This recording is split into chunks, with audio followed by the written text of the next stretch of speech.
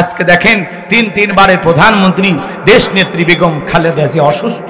সারা দেশের মানুষ দলমত নির্বিশেষে তার জন্য দোয়া করতেছে। মসজিদ থেকে দোয়া হচ্ছে, মাদ্রাসা থেকে দোয়া হচ্ছে, বিভিন্ন দলের নেতা কর্মীরা দোয়া করতেছেন। তিনি শুধু এমন একজন প্রধানমন্ত্রী বেগম খালেদা জিয়া, আপসহীন নেত্রী যাকে বলা হয়, যেই নেত্রী এই বাংলাদেশে পরপর 3 বার ক্ষমতায় এসেছেন, একটি বারের জন্য ইসলামের বিরুদ্ধে একটি আইন এই দেশে পাশ করেনি। কথা বলেন ঠিক কিনা? ইসলামের বিরুদ্ধে কোনো কাজ করেন নাই, কখনো আলেমদেরকে নির্যাতন করেন নাই। বরাবর তিনি ছিলেন ইসলাম প্রিয়, আলেম প্রিয়। ওনার বাড়িতে ডিউটি করা একজন প্রশাসনের দায়িত্বশীল ভাই বলেছেন যে আমি দেখেছি ম্যাডাম নিয়মিত 5 ওয়াক্ত সালাত আদায় করতে। আল্লাহু আকবার। সেই দেশনেত্রী বেগম খালেদা জিয়া মুমূর্ষু অবস্থায় হাসপাতালে ভর্তি, আইসিইউতে ভর্তি হয়ে আছে। আল্লাহর বান্দি, জানি না কতদিন এই পৃথিবীর জমিনে জীবিত থাকবে, কিন্তু আমরা দোয়া করতেছি আল্লাহ যেন তার এই বান্দিকে শেফায়ে কামেলা আজলা দান করেন, সুস্থতার নিয়ামত দিয়ে ধন্য করেন। আল্লাহ যেন তার হায়াতটাকে লম্বা করেন।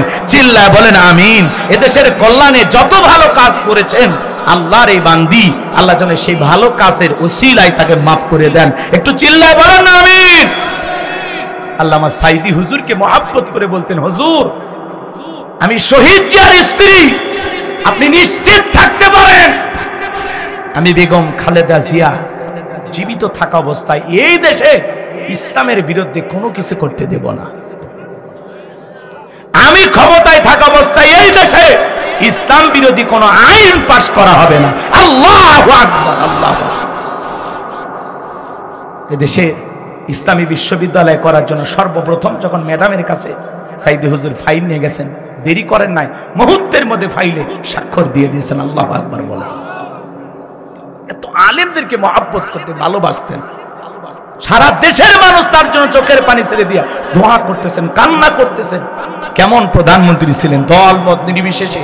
কি কওমি, কি আলিয়া, কি মসজিদের হুজুর, কি মাদ্রাসার হুজুর, কি সাধারণ মানুষ, একজন রিকশা চালক পর্যন্ত দোয়া করতেছে। কথা বলেন না কেন? রাস্তার একজন ভিক্ষুক, সেও দোয়া করতেছে যে আল্লাহ সাবেক প্রধানমন্ত্রী বেগম খালেদা জিয়াকে সুস্থতা দান করো, আল্লাহ তার হায়াতকে লম্বা করো, আল্লাহ তাকে সুস্থতার নিয়ামতে ধন্য করো। আল্লাহ তুমি ডাক্তারের ডাক্তার, আল্লাহ তুমি তোমার বান্দিকে সুস্থ করে দাও। চিৎকার মেরে বলুন আমিন। প্রধানমন্ত্রী তো 2 জনই, সেও নারী, এও নারী, কিন্তু একজন নারীর জন্য মানুষ দোয়া করে যে আল্লাহ বেগম খালেদা জিয়া অসুস্থ, সুস্থ করে দেন। আর একজন পালায় গেছে, মানুষ তার ফাঁসি দেখার জন্য অপেক্ষায় বসে আছে। কারোর জন্য দোয়া, কারোর জন্য বড় দোয়া। কথা বলে না কেন? এই দোয়া আসে অন্তর থেকে। ভালো কিছু করবেন। উনি বরাবর যে কয়বার ক্ষমতা আসছেন কখনো আলেমদের উপরে নির্যাতন করেনি, কোন হুজুরকে ধরে জেলখানায় বন্দী করেনি। কথা বলে না কেন? উনি যা করেছেন ইসলামের কল্যাণে করেছেন, ভালো কাজ করেছেন। আমরা তার জন্য দোয়া করি। বিশেষ করে এই মুহূর্তে তার কলিজার টুকরা সন্তান জনাব তারেক রহমান, বিএনপির ভারপ্রাপ্ত চেয়ারম্যান, সে ছটফট করতেছে মাকে এক নজর দেখার জন্য, মায়ের কাছে আসার জন্য। আমরা যতটুকু জানতে পারলাম, আমাদের আইন উপদেষ্টা আসিফ নজরুল তিনি বলেছেন যে জনাব তারেক রহমানের দেশে আসতে কোনো আইনি বাধা নাই, সে যখন তখন দেশে আসতে পারে। এবং পররাষ্ট্র উপদেষ্টা যিনি, তিনি বলেছেন যে উনি যদি চান আমরা 1 দিনের মধ্যে তাকে দেশে আনার যত ধরনের প্রসেসিং দরকার আমরা সব করব। উনি চাইলে যখন আমাদেরকে কল করবেন যে আমি দেশে আসতে চাই, আমরা তারেক রহমানের দেশে আসার ব্যবস্থা করব। এরপরেও উনি অনেক টেনশনে আসতে পারতেছেন না। তবে আল্লাহর কাছে আমরা দোয়া করতেছি আল্লাহ যেন বেগম খালেদা জিয়াকে সুস্থ করে দেয়। একটু জোরে বলেন আমিন। আর একটু জোরে বলেন আমিন। শোনেন, একজন মমতাময়ী প্রধানমন্ত্রী বেগম খালেদা জিয়া, তার জন্য মানুষ দিল থেকে দোয়া করতেছে, দিল থেকে দোয়া করতেছে। আমার ভাইয়েরা, বিএনপির এক নেতা বক্তব্য দিতে গিয়ে বলতেছে যে আমি যতটুকু আশা করি যে বেগম খালেদা জিয়ার যে জানাজা, সেটা হলো বাংলাদেশের ইতিহাসে সবচেয়ে বড় জানাজার নামাজ হবে, সবচেয়ে বেশি লোক সমাগম হবে। আমরা দোয়া করি তিনি বেঁচে থাক। কথা বলেন। আর বিএনপির এক নেতা বক্তব্য দিতে গিয়ে বলতেছে তার দোয়া মাহফিলে, তার সুস্থতা কামনায় উনি দেখে জানাজা পর্যন্ত পৌঁছে গেছে। আসলে কি এদের কাছে এর চাইতে বেশি কিছু আশা করা যায়? উনি বলতেছেন বেগম খালেদা জিয়া যদি মারা যায় সবচাইতে বড় জানাজা হবে বাংলাদেশের এমন কোন মাঠ নাই যে মাঠে তার জানাজার নামাজে লোক ধরবে। আপনার আবেগকে আমরা শ্রদ্ধা করি, কিন্তু এই সময় এই আবেগ এটা চলবে না, এটা কোনো নেতার বক্তব্য হতে পারে না। কথা বলে ঠিক কিনা? এজন্য ভাই আমরা সারা দেশের মানুষ দোয়া করতেছি আল্লাহ যেন ওনাকে সুস্থ রাখেন, ভালো রাখেন। আর আপনি জানাজায় চলে গেছেন, এ কথা কন নাকি আপনারা? এদের মাথায় কিচ্ছু নাই। তো আল্লাহ যেন তার এই বান্দিকে হেফাজত করেন। একটু জোরে বলেন আমিন। সুস্থ করে দেন, জোরে বলেন আমিন। সম্মানিত ভাইয়েরা আমার, আমি যে কথা বলতে চাচ্ছিলাম বাজার, তাহলে নেককার বান্দা যারা কবরের প্রশ্নের উত্তর দিতে পারবে তারা, কথা বলেন ঠিক কিনা? কিন্তু যারা গুনাহগার নাফরমান এরা উত্তর দিতে পারবে না। তাহলে কবরের 1 নাম্বার প্রশ্ন, মার রব্বুকা, তোমার রব কি? রব সম্পর্কে প্রশ্ন আছে না নাই? তাহলে জীবনের সব জায়গায় রব, সব জায়গায় রব। এর জন্য আল্লাহ রাব্বুল আলামিন বলেন ইন্নাল্লাযীনা ক্বালু রাব্বুনাল্লাহ, নিশ্চয়ই যারা বলে আমাদের রব আল্লাহ, বলেন তো আমাদের রব কে? এই পৃথিবীর জমিনে অনেক মানুষকে আল্লাহ জিরো থেকে হিরো বানায়, ক্ষমতার চেয়ারে বসায়। সম্মানিত ভাইরা আমার, ভূমিকায় লম্বা কথা নয়, সরাসরি মূল আলোচনায় প্রবেশ করতে চাই। তারপরে দু একটি কথা না বললে নয়। আজ থেকে 1 বছর আগে আমরা যখন কোরআনের মাহফিলে কথা বলার জন্য যাইতাম, আমাদেরকে বলতো হুজুর সাবধানে কথা বলবেন, এটা বলা যাবে না, ওইটা বলা যাবে না, এইটা বলবেন, ওইটা বলবেন না। ভুলে যাবেন না এলাকা কার। এই এলাকাতে মোটামুটি আমরাই সব, আমরাই ওয়াজ যা করবেন, খবরদার নেত্রীর বিরুদ্ধে যেন কোনো কথা না হয়। এখন কি আর তারা আছে ভাই? টর্চ লাইট মেরে সিয়ারা খুঁজে পাওয়া যাচ্ছে না। কথা বলেন ঠিক কিনা আমার ভাইয়েরা? এরপরে আমাদের কানে কানে এসে বলে হুজুর ওয়াজ যা করবেন, খবরদার রাজনীতির কোনো কথা বলবেন না। আচ্ছা বলেন তো বাজান, আমার বাড়ি কোন জেলা? গাইবান্ধা। গরিব এলাকায় বাড়ি, তো এই জন্য আমার জেলার নামটা নিতে আপনাদের কষ্ট হচ্ছে। একটু জোরে বলেন আমার বাড়ি কোথায়? গাইবান্ধা। আমি আসছি কোন জেলায়? ঝিনাইদহ। বিশ্বাস করেন বাজান, আমি গাইবান্ধা থেকে আপনাদের এলাকায় এসেছি শুধুমাত্র কোরআনের কথা বলার আশায়, এছাড়া আমার আর অন্য কোনো উদ্দেশ্য নাই। কথা বলেন ঠিক কিনা? আর গাইবান্ধা থেকে এই ঝিনাইদহের কালীগঞ্জে রাজনীতি করে আমার কোনো লাভ আছে? আগামী নির্বাচনে এলাকার মহিলা মেম্বার পদে দাঁড়ানোর কোনো সুযোগ আছে? তাহলে আমি কেন এখানে রাজনীতি করব? যদি করাই লাগে নিজের জেলা গাইবান্ধায় করব। কথা বলেন ঠিক কিনা? এজন্য আপনার টেনশন মুক্ত থাকবেন। আমি বাংলাদেশের রাজনীতি কোনো দলের বক্তা না, আমি রাজনীতিক কোনো বক্তব্য দেব না।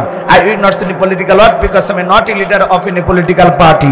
কারণ এখানে সব দলের লোক আছে না নাই? এখানে বসে আছেন বিএনপি, আওয়ামী লীগ, জাতীয়বাদী জামাত ইসলাম, জাসদ, বাসদ, চরমনা, আরশেদ, জানবেগ, ভরপুরা, হাটহাজার, ওলামানী জামাত, তাবলীগ, পাবলিক, ওলামা লীগ, গণতন্ত্র, গণফোরাম, সুসমাজ, বিকল্পধারা, এলজিবি, বিডিএম, নাগরিক শক্তি, পিপল সোসাইটি, 4 দল, 14 দল, 8 দল, 19 দল, 20 দল, ইসলাম, বিএনএ, বাংলাদেশ কংগ্রেস পর্যন্তই থাক। আবার ভিপি নুরের আছে গণ অধিকার পরিষদ। আর কয়েকদিন আগে একটা ছেলে দলের নিবন্ধের জন্য জীবন যায় অবস্থা, নাম হলো জনাব তারেক। তার নাম হলো আম, দলের নাম কি? আম জনতার পার্টি। এরপরে জুলাই যারা নেতৃত্ব দিল এরা একটা নতুন দল গঠন করেছে, নাম দিয়েছে হলো এনসিপি, হাসনাত আব্দুল্লাহ। এদের মার্কা হলো শাপলার কলি। ওরা আশা করতেছে এই শাপলার কলি একদিন ফুল হয়ে ফুটবে। কথা কি বুঝতে পারতেছেন? এত দলীয় লোক যেখানে, আমি কি বোকা দলীয় আলোচনা করব? এই দিক থেকে যদি একটা দল হলে গুতা মারে, ওই দিক থেকে আর একটা দলের থানায় টেলিফোন করে, আমি হুজুর অবস্থা ভালো না খারাপ।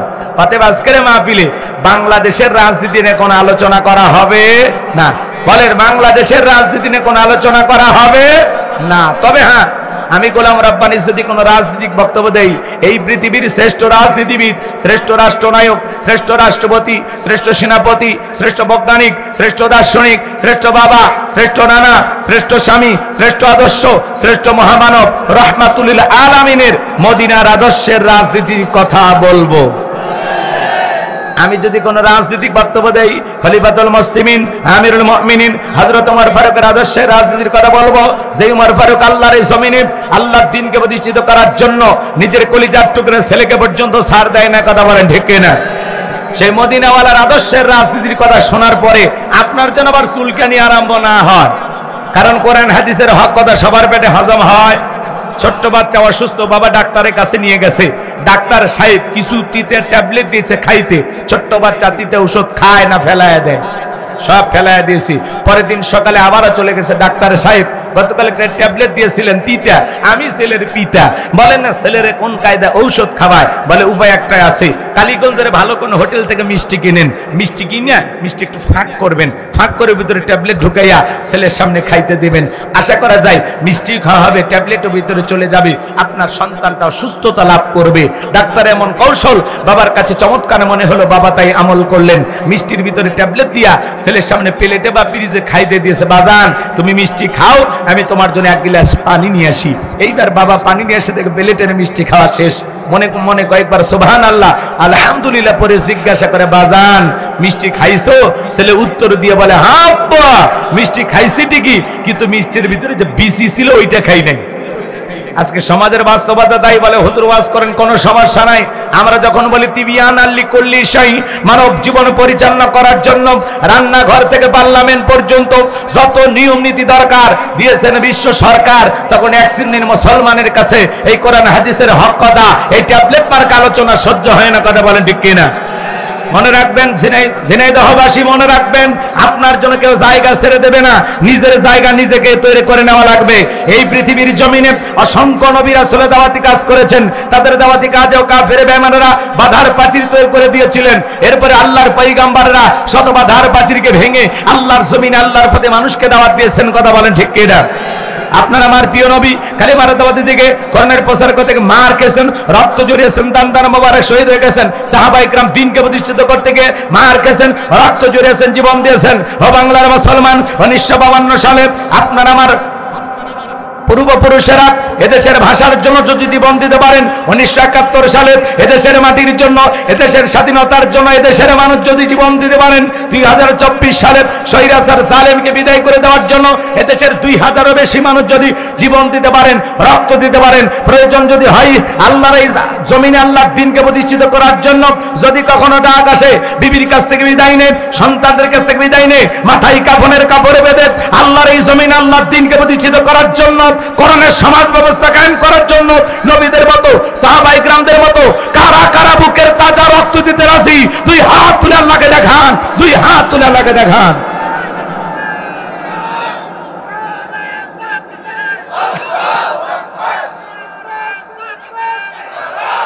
আউযু বিল্লাহি মিনাশ শাইতানির রাজীম। বিসমিল্লাহির রহমানির রহিম। বিতাড়িত মোর্দার শয়তানের কাছ থেকে আল্লাহ পাকের কাছে আশ্রয় প্রার্থনা চাচ্ছি। পরম করুণা সীম দয়ালু আল্লাহ তাআলার নামে শুরু করছি। আমরা যে কোনো কাজ শুরু করব কার নামে? আল্লাহর নামে কাজ শুরু করলে বরকত আছে না নাই? সম্মানিত ভাইরা আমার, যে কোনো কাজের শুরুতে আমাদের রব, আমাদের সৃষ্টিকর্তা আল্লাহকে আমরা স্মরণ করব। আল্লাহ তৌফিক দান করেন, জোরে বলেন আমিন। আমার আল্লাহ রাব্বুল আলামিন বলেন, ইন্নাল্লাযীনা ক্বালু রাব্বুনাল্লাহু সুম্মাস্তাকামু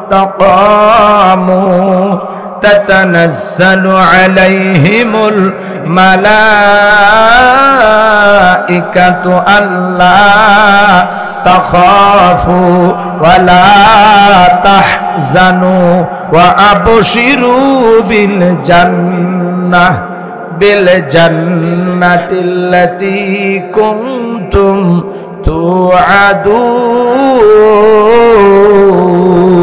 তুআদুন। আরেকটু জোরে বলুন আল্লাহু আকবার। যে কোনো আয়াত বা সূরার তাফসীর করতে হলে কোন প্রেক্ষাপটে কোন সময় আল্লাহ তাআলা সেই আয়াতটি বা সূরাটি নাজিল করেছেন, সেই নাজিলের প্রেক্ষাপট জানা দরকার আছে না নাই? আরবিতে বলা হয় শানে নজুল।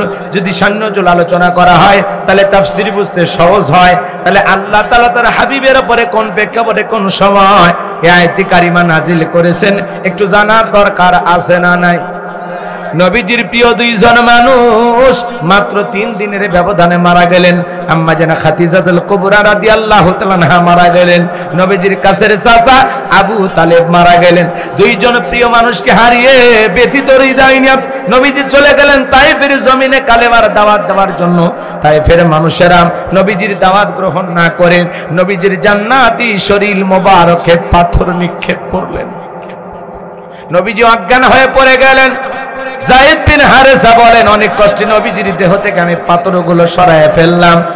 এরপরে নবীজির হুঁশ যখন ফিরে আসলো, নবী আমার ডেকে বলে, যায়েদ আমার একটু ওযু বানায়া দে, আমি একটু নামাজ আদায় করব। হযরতে যায়েদ ডেকে বলেন, আমি যখন নবীজির পা মোবারক থেকে জুতা খুলতে গেলাম, আমি তাকায় দেখি নবীজির রক্তগুলো জুতার ভিতরে জমাট বেঁধে আছে।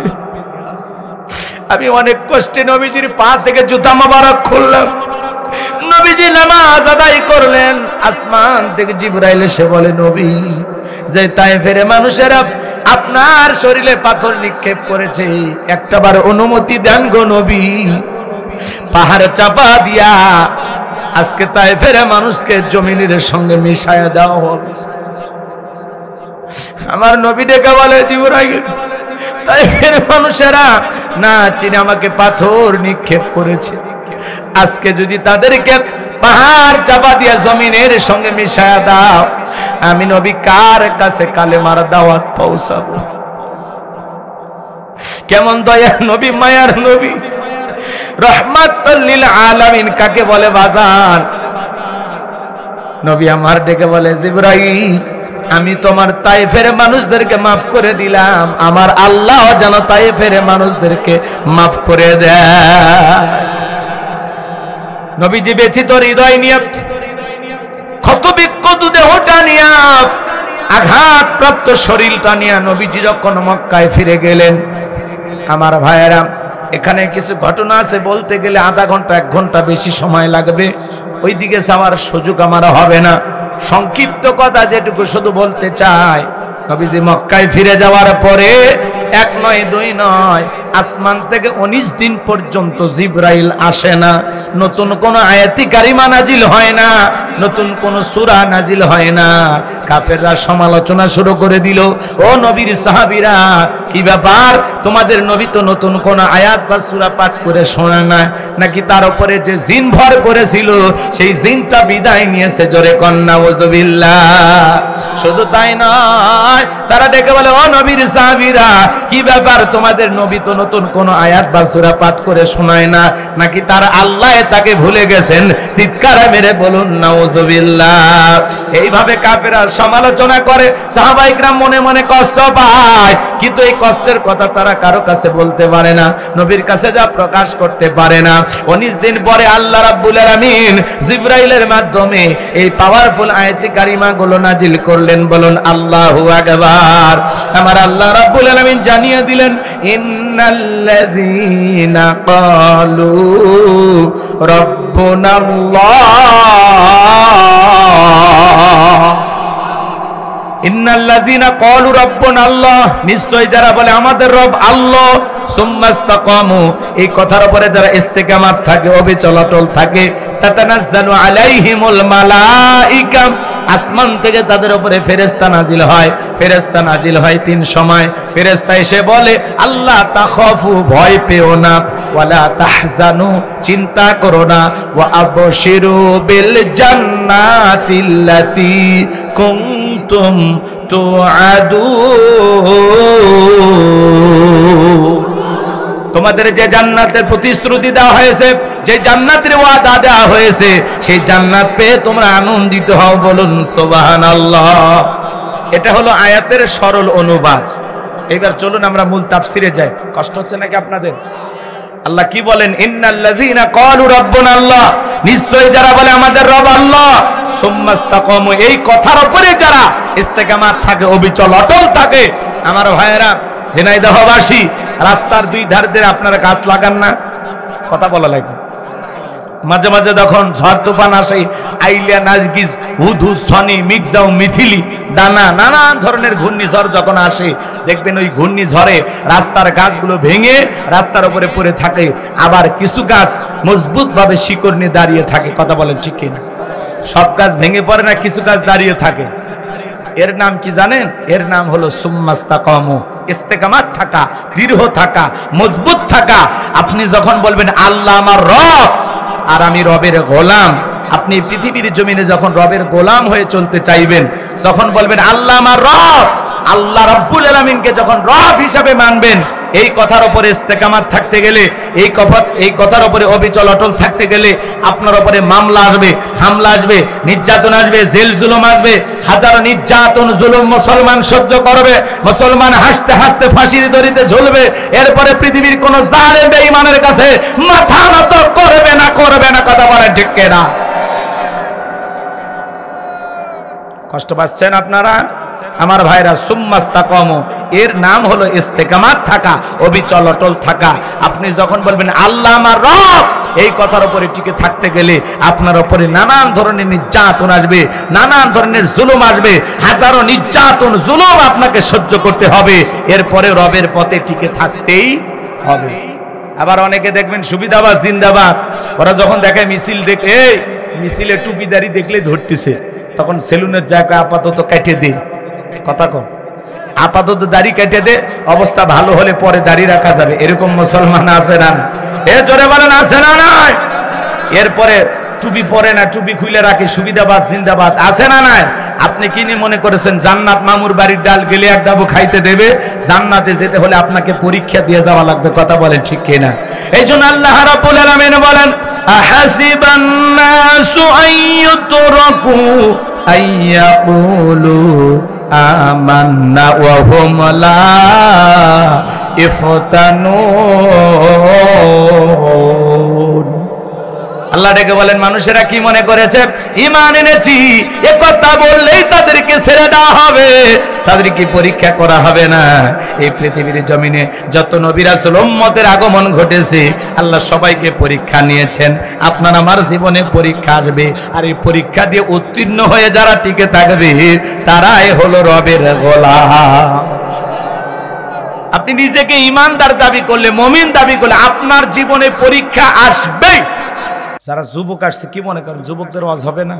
হবে তো, আলোচনা লাইন মতো নিয়ে যায়।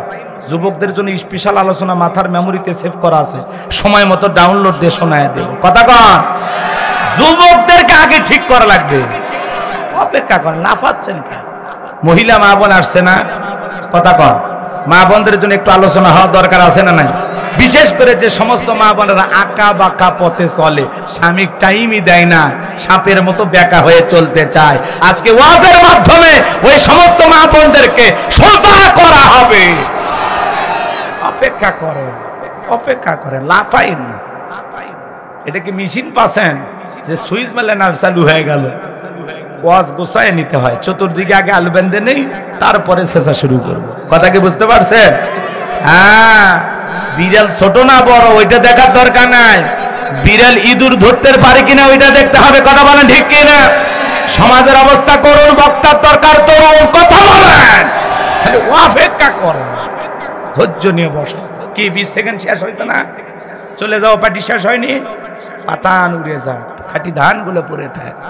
এই খাঁটি ধানগুলোকে আমরা আজকে স্বর্ণ বানাবো ইনশাআল্লাহ। কবুল করেন, জোরে বলেন আমিন। আমার ভাইয়েরা, তাহলে দিল দিয়ে কথাগুলো বোঝার চেষ্টা করেন। আমার আল্লাহ রাব্বুল আলামিন বলেন ইন্নাল্লাযীনা ক্বালু রাব্বুনাল্লাহ, আমার আল্লাহ দেখে বলেন নিশ্চয়ই যারা বলে আমাদের রব আল্লাহ, ও ঝিনাইদহের মুসলমানেরা ডান হাতটা তুলে আসমানের দিকে শাহাদাত আঙ্গুলি দ্বারা ইশারা করে চিৎকার মেরে বলেন তোমাদের রব কে? আর একটু জোরে বলেন কে? আর একটু ভালোবেসে ডাক দেন আল্লাহ, আরো একবার ডাক দেন আল্লাহ, আল্লাহ। হাত নামান। এই যে আল্লাহ আল্লাহ বলে ডাক দিলাম, আমাদের আল্লাহ খুশি না বেজার? এই দুনিয়াতে যদি মাকে ডাক দেন মা মা, মা রাগান্বিত হয়ে বলে অত মেয়ে মেয়ে করিস কেন? বিয়ে দিলে 2 বাচ্চার বাবা হয়ে যাবি, তাও মেয়ে মেয়ে ছাড়লি না। যদি বাবাকে ডাক দেন বাবা, ও বাবা বাবা বাবা, বাবার রাগান্বিত হয়ে ডেকে বলে অত বাবা বাবা করিস কেন? বেশি বাবা বাবা শুনতে ভালো লাগে না, বেশি বাড়াবাড়ি করলে তুলে তোরে আসার মেরে ভুরি বাড়ি করবো। বেশি অতিরিক্ত মা মা বললে কি সুন্দর মধুর ডাক, তবু মায়ের শুনতে ভালো লাগে না, মেজাজ গরম হয়ে যায়। বাবাকে অতিরিক্ত বাবা বাবা বলে ডাক দিলে বাবাও রাগান্বিত হয়ে যায়। কিন্তু এমন এক সৃষ্টিকর্তা, এমন এক স্রষ্টা, এমন এক আল্লাহ পেয়েছি, কোটি কোটি বার ডাক দিলেও বিরক্ত হন না যিনি, তিনি কে? তাহলে বলেন তো আমাদের রব কে? রূহের জগতে আল্লাহ রাব্বুল আলামিন আপনাকে আমাকে প্রশ্ন করলেন, আলাস্তু বিরব্বিকুম, আমি কি তোমাদের রব নই? আমরা সেদিন সবাই জবাব দিয়ে বলেছিলাম ক্বালু বালা, অবশ্যই আপনি আমাদের রব। এই পৃথিবীর জমিনে আসার পরে আল্লাহ রাব্বুল আলামিন সর্বপ্রথম যে ওহী নাজিল করলেন, ইকরা বিসমি রাব্বিকাল্লাযী খলাক, পর তোমার রবের নামে যিনি তোমাদেরকে সৃষ্টি করেছেন। এই আয়াতের ভিতরে রব শব্দ আছে না নাই? সে রবের জ্ঞান শিক্ষা দেওয়া হয় কোথায়? স্কুল, কলেজ নাকি মাদ্রাসায়?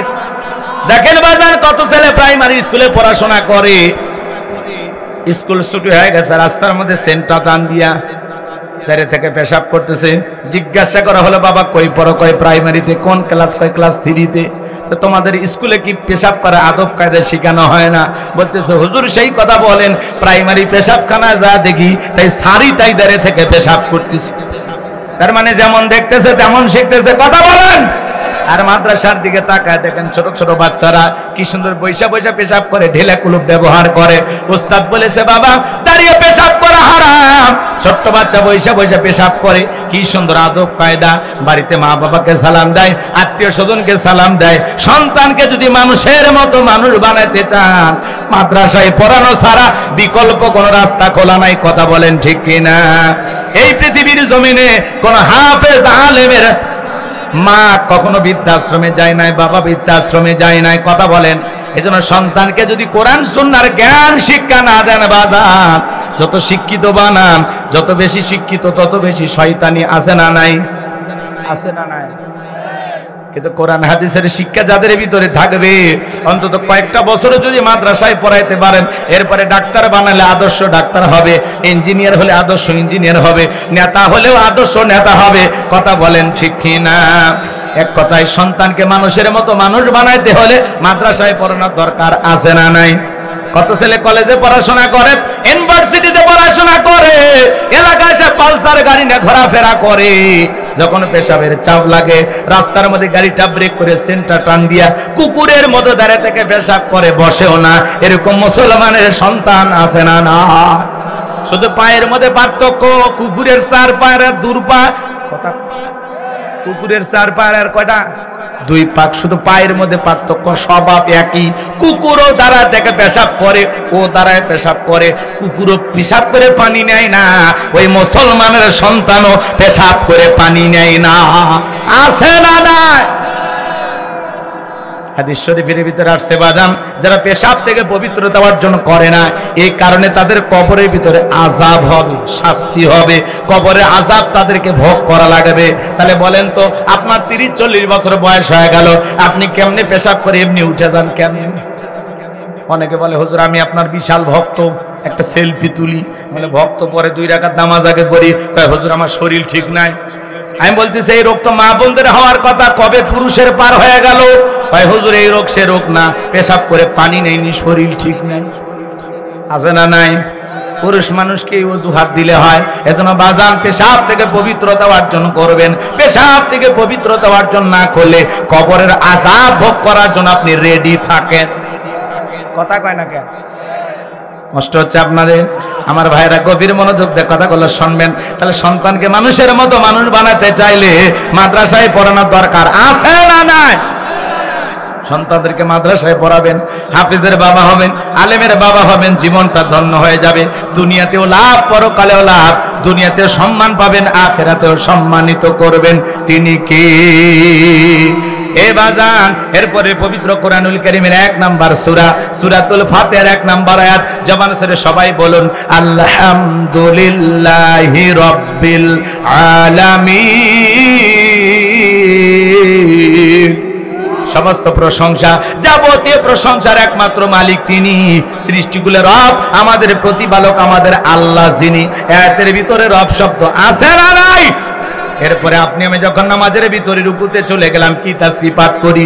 সুবহান রাব্বিয়াল আযীম, সুবহান রাব্বিয়াল আযীম। রব শব্দ আছে না নাই? এরপরে রুকু হতে দাঁড়ানোর সময় কি বলেন? সামিআল্লাহু লিমান হামিদা, রব্বানা লাকাল হামদ। রব শব্দ আছে না নাই? এরপরে যখন মাথাটা নত করে সিজদায় চলে যান, কি তাসবিহ পড়েন? সিজদায় গিয়ে পড়েন সুবহান রাব্বিয়াল আ'লা, সুবহান রাব্বিয়াল আ'লা। রব শব্দ আছে না নাই? অনেকে আবার সিজদায় গিয়ে দেখবেন ফিস ফিস করে, সুবহানাল্লাহ কয় না, সয়াবিনের তেল কয় আল্লাহ ভালো জানে, খালি ফিস ফিস আছে না। স্পষ্ট বলতে হবে সুবহান রাব্বিয়াল আ'লা, সুবহান রাব্বিয়াল আ'লা, সুবহান রাব্বিয়াল আ'লা, সুবহান সুবহান সুবহান সুবহান। আছে না না আমার ভাইরা, স্পষ্ট পড়বেন সুবহান রাব্বিয়াল আ'লা। এরপরে বাজার নামাজের সালাম ফিরানোর পরে যারা মুনাজাত করি, হাত তুলে কি বলি, রব্বানা আতিনা ফিদ দুনিয়া হাসানাতাও ওয়া ফিল আখিরাতি হাসানাতাও ওয়া কিনা আযাবান্নার। সূরা বাকারা 201 নম্বর আয়াত। আল্লাহর কাছে ডেকে বললাম, হে আমাদের রব, আমাদেরকে দুনিয়ার কল্যাণ দান করো, আখিরাতের কল্যাণ দান করো, ওই কঠিন জাহান্নামের আগুন থেকে আমাদের মুক্তি দাও। তাহলে ইহকাল পরকালের কল্যাণ দেওয়ার মালিক কে? জাহান্নামের আগুন থেকে বাঁচানোর মালিক কে? ভালো করে বোঝার চেষ্টা করবেন বাজান। পবিত্র কোরআনুল কারীমের সর্বশেষ যে সূরা, সূরাটির নাম হলো নাস, তার 1 নম্বর আয়াত, কুল আউযু বিরাব্বিন নাস। এই আয়াতের ভিতরে রব শব্দ আছে না নাই? জীবনের পরতে পরতে সব জায়গায় রব। আপনি আমি যেদিন মারা যাব, মসজিদের মাইকে যেদিন এলান জারি হবে, এই গ্রামের অমুক ব্যক্তি বেঁচে নাই, ইন্না লিল্লাহি ওয়া ইন্না ইলাইহি রাজিউন, আপনার আমার মৃত্যুর সংবাদ শোনার পরে স্ত্রী কেঁদে বলবে স্বামী নাই, ছেলেটা কেঁদে বলবে বাবা নাই, মেয়েটা কেঁদে বলবে বাবা নাই, পিতামাতা বেঁচে থাকলে বলবে কলিজার ধনটা হারাইলাম। আপনার আমার শেষ বিদায় দেওয়ার জন্য আত্মীয় স্বজন সবাই বাড়িতে ভিড় জমায়া যাবে। ওই মসজিদের খাটিয়াতে নিয়ে আইসা বড়ই পাতার গরম পানিতে গোসল করাইয়া, আতর সুরমা লাগায়া, চকলেটের মতো মরাইয়া, ওই মসজিদের পালকিতে তুইলা বাজান গো আমার 4 জন বরযাত্রী ধইরা এক পা দুপা করে কবরস্থানের দিকে নিয়ে যাবে। ওই কবরে 3 জন ব্যক্তি লাশটা রাখার জন্য নামবে। লাশটা কেবলামুখী করে একে একে সবাই কবর থেকে উঠে আসবে। ওই কবরের উপরে বাঁশের বিছানা বিছায় দেওয়া হবে, ছিদ্রগুলো বন্ধ হয়ে যাবে। যখন মাটি দিয়া দেবে, কবরটা হয়ে যাবে ঘোর অন্ধকার। একে একে সবাই যখন কবরে মাটি দিয়ে চলে আসবে, ছেলেটাও চলে আসবে, বন্ধু বান্ধব চলে আসবে, কেউ আপনার পাশে আর থাকবে না। কবরে থাকা ব্যক্তি বুঝতে পারবে, ওদের পায়ের আওয়াজ শুনে এই তো আমাকে রেখে বুঝে ওরা চলে যায়। চিৎকার মেরে ডেকে বলবে, একা রাখা যাইও না, আমাকে একা রাখা যাইও না। কবরে থাকা ব্যক্তির চিৎকার দুনিয়ার কেউ শুনতে পাবে না। আমার নবী বলেন যে কবরে চলে গেল তার চাইতে আর অসহায় কেউ নাই। আমার রাসূল বলেন, ক্বালা ক্বালা রাসূলুল্লাহি সাল্লাল্লাহু আলাইহি ওয়াসাল্লাম, ইন্নামাল কুবুরু রাউযাতুম মিন রিয়াদিল জান্নাহ আও হুফরাতুম মিন হুফারিন নার, রাওয়াহু তিরমিজি। আমার নবীজি ডেকে বলেন, যে ব্যক্তির আমল ভালো, মৃত্যুর সঙ্গে সঙ্গে আল্লাহ রাব্বুল আলামিন তার কবরটাকে জান্নাতের বাগান বানায় দিবেন। আর যাদের মৃত্যু খারাপ, যাদের আমল খারাপ, আও হুফরাতুম মিন হুফারিন নার, তাদের কবরটা হয়ে যাবে জাহান্নামের আগুনের গর্ত। একবার যদি কারো কবর জাহান্নামের আগুনের গর্ত হয়ে যায়, তার কিন্তু বাঁচার কোনো উপায় নেই। এবার জান গো আবার নবীজি এক জায়গায় বসা, জিবরাইল আসলেন আর ডেকে বলে, নবী এই মুহূর্তে একটা আওয়াজ হইলে আপনি কি শুনতে পাইছেন? আমার নবী বলে, হ্যাঁ আমি শুনতে পাইলাম। জিবরাইল বলে, নবী আজ থেকে 70 বছর আগে আল্লাহ জাহান্নামের গর্তের মুখে একটা পাথর ছেড়ে দিয়েছে, এই মাত্র জাহান্নামের তলদেশে গিয়ে পাথরটা পৌঁছাইলো। চিন্তা করেন বাজান, একটা পাথর ছেড়ে দিলে 70 বছর যদি সময় লাগে নিচে পড়তে, আল্লাহ না করুক, আল্লাহ না করুক, আপনার আমার গুনাহের কারণে আসমান জমিনের মালিক আল্লাহ বেজার হইয়া একবার যদি জাহান্নামের আগুনের গর্তে ফেলে দেয়, আপনার আমার কিন্তু বাঁচার কোনো উপায় নাই। ওই জাহান্নামের আগুন একবার যদি কারো দেহে লেগে যায়, মনে হয় কলিজাটা পুরো ছাই হয়ে যাবে বাজান। ইন্নাহা সাআত মুস্তাকারর ওয়া মুকামা, নিশ্চয় আবাসস্থল হিসাবে, বসতির জায়গা হিসাবে ওই জাহান্নাম কত না নিকৃষ্টতম একটা স্থান। জাহান্নাম সুখের জায়গা না, ওইটা হলো যন্ত্রণার কারখানা। আল্লাহ আমাদের সবাইকে জাহান্নামের আগুন থেকে মুক্তি দান করে বলেন আমিন। নবীর প্রিয় সাহাবী, জান্নাতের সার্টিফিকেট প্রাপ্ত সাহাবী হযরত ওসমান কবর থেকে অজরে চোখের পানি ছেড়ে দিয়া কান্না করেন। সবাই ডেকে বলে, ভাই ওসমান আপনি কেন কবর দেখে কান্না করেন? হযরত ওসমান ডেকে বলে, এই কবর হলো প্রত্যেকটা মানুষের প্রথম ঘাঁটি, প্রথম স্টেশন, প্রথম মঞ্জিল। এই কবরে 3টা প্রশ্ন করা হবে, যে সঠিক উত্তর দিতে পারবে তার মিজান ফুলসিরাতে কোনো টেনশন নাই, কিন্তু যে উত্তর দিতে পারবে না তার বাঁচার কিন্তু কোনো উপায় নাই। ওই কবরের ভিতরে 1 নাম্বার প্রশ্ন করা হবে, মার রব্বুকা, তোমার রব কে? কবরের ভিতরে রব সম্পর্কে প্রশ্ন আছে না নাই? রূহের জগতে আল্লাহ প্রশ্ন করেছিলেন, উত্তর দিয়ে আসছেন। এইবার দুনিয়ার জীবনে পড়াতে পড়াতে সব জায়গায় রব, আমরা যেন রবকে ভুলে না যায়। কবরে ঢোকা মাত্র আল্লাহ তাআলার ফেরেশতারা সর্বপ্রথম আপনাকে আমাকে প্রশ্ন করবেন, মার রব্বুকা, তোমার রব কে? তোমার রব কে? দুনিয়াতে কার গোলামি করছো? যারা দুনিয়াতে রবের সাথে সম্পর্ক ভালো ছিল, এই দুনিয়াতে যারা রবের গোলামি করেছে, আল্লাহর বিধান মোতাবেক চলেছে, যারা হলো মুত্তাকি, মুমিন, খাঁটি মুসলমান, এই পৃথিবীর জমিনে যারা এক আল্লাহর ইবাদত করেছে, কথা কি বুঝতে পারতেছেন? যারা এই দুনিয়ার জমিনে রবের গোলাম ছিল। আমরা কার গোলাম? আচ্ছা, আমরা যে আল্লাহর চাকর, কৃতদাস, গোলাম বলতে কি কষ্ট হয়, লজ্জা লাগে? এটা কি গর্বের বিষয় না? কথা কন না কে? আমরা আল্লাহর গোলাম, এই পৃথিবীতে আসছি আমরা আল্লাহর গোলামি করার জন্য। ওয়ামা খালাকতুল জিন্না ওয়াল ইনসা ইল্লা লিয়াবুদুন, আমি মানব জাতি আর জিন জাতিকে সৃষ্টি করেছি শুধুমাত্র কেবলমাত্র আমি আল্লাহর দাসত্ব আর গোলামি করার জন্য। এই পৃথিবীতে আল্লাহ তাআলা আপনাকে আমাকে পাঠিয়েছেন তার গোলামি করার জন্য। আল্লাহ তাআলা এই দুনিয়াতে খলিফা হিসেবে, প্রতিনিধি হিসেবে পাঠিয়েছেন, যাতে এই পৃথিবীর জমিনে আল্লাহর রাজ কায়েম করতে পারি। কথা বলে ঠিক কি না? এই দুনিয়াতে আমরা সবাই রবের গোলাম, এটা আমাদের বড় পরিচয়। পোকাগুলো কিলবিল করে নাক মুখ কান দিয়ে প্রবেশ করবে,